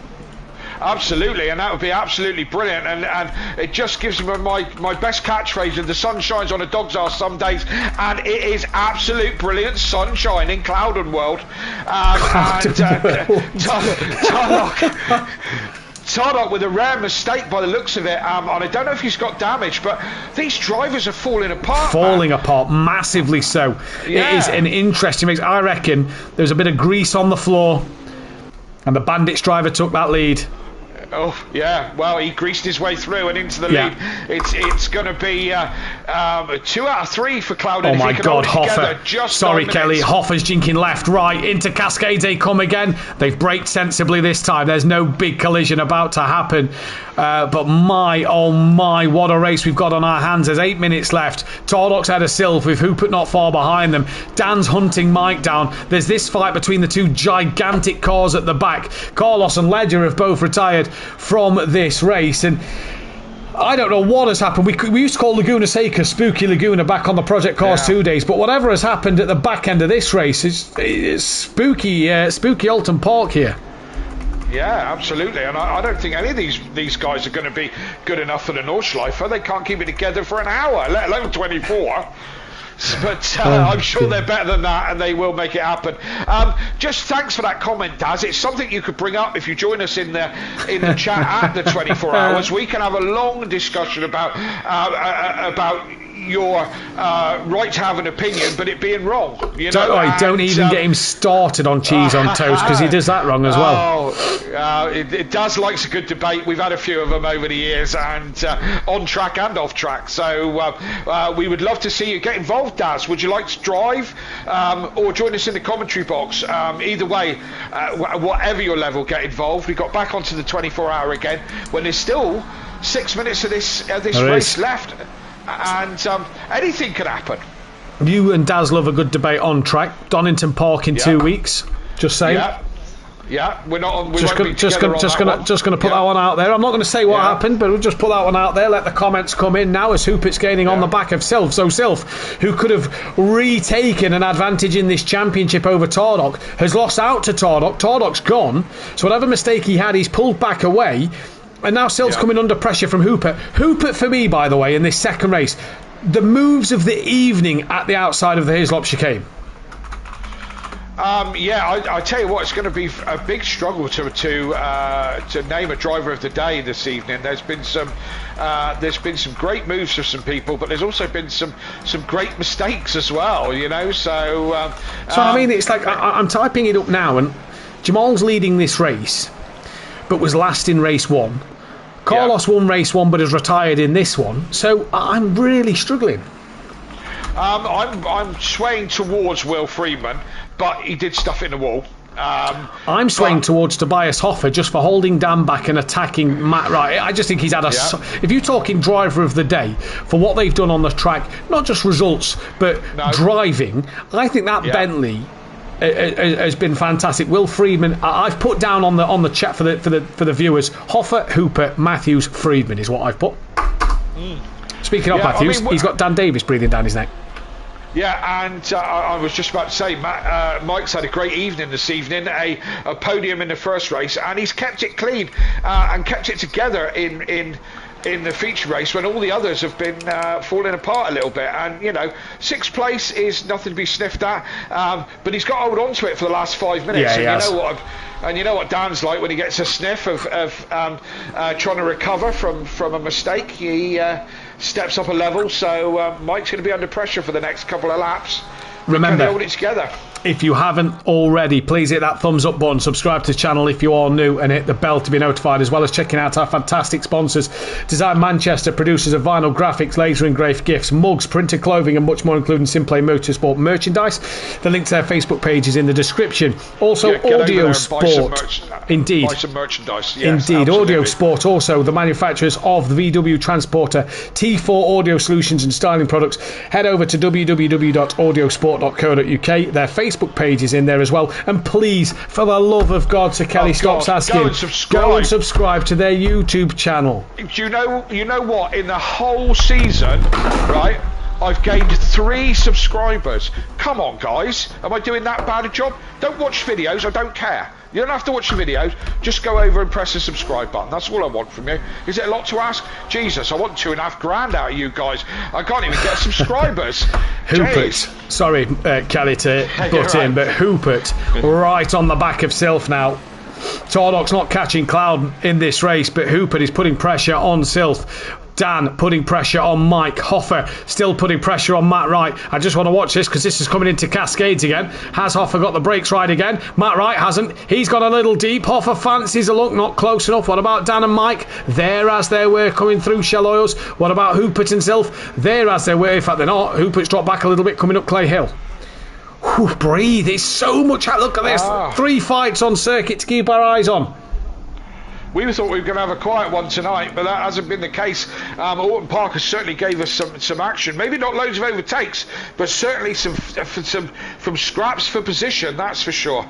And Hoffer again pressuring Matt Wright. Matt Wright doing a cracking job of staying in front, as is Mike Matthews under pressure from the 10 times champion.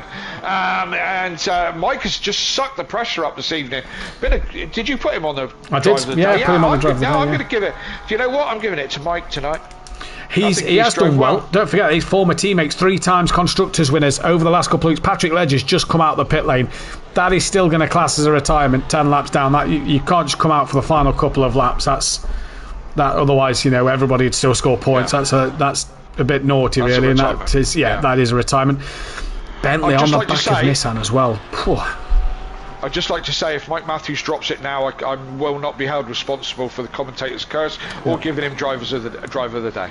I did say to Mike, by the way, last week, it may have been Monday or last Thursday after you'd gone, I said, it's funny how you had 3 good seasons.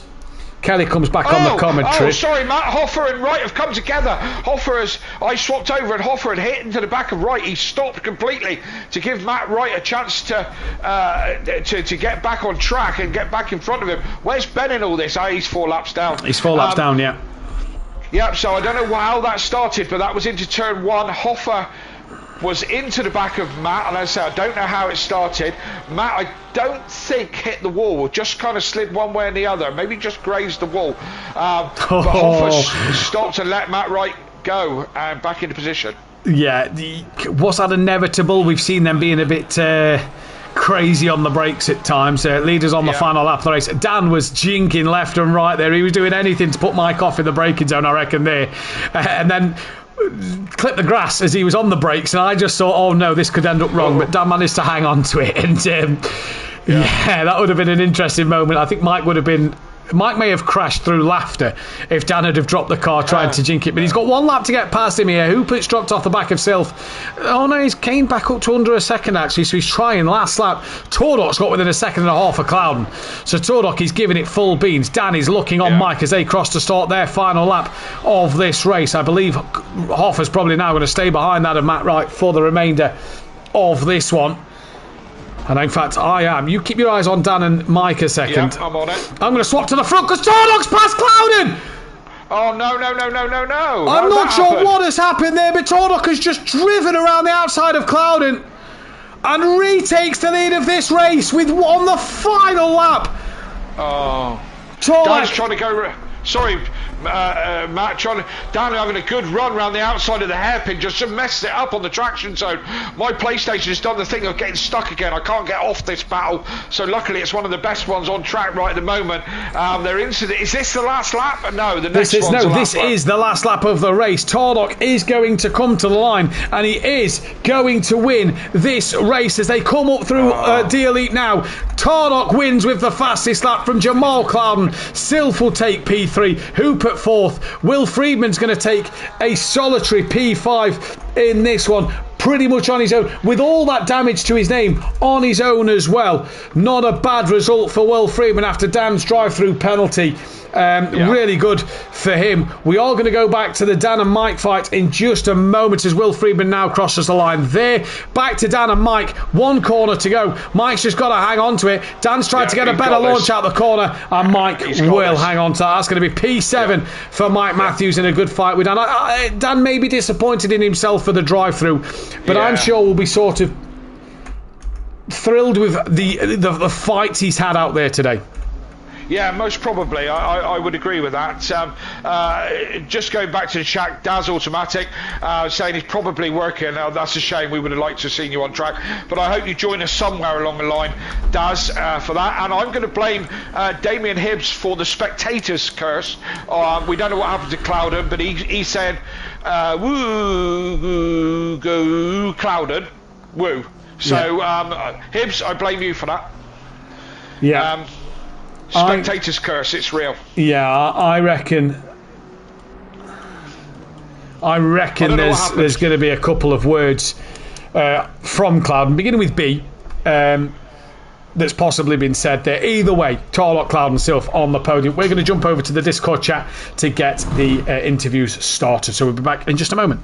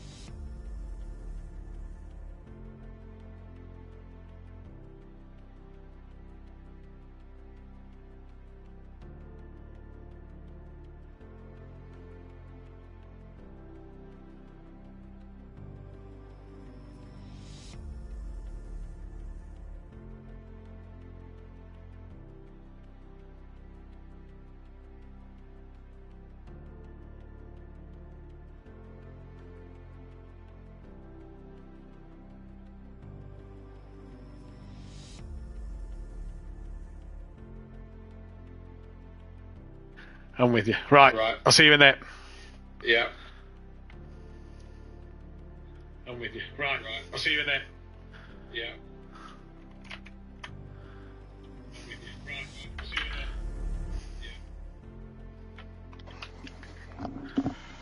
Come on, Mike, with a fucking podium.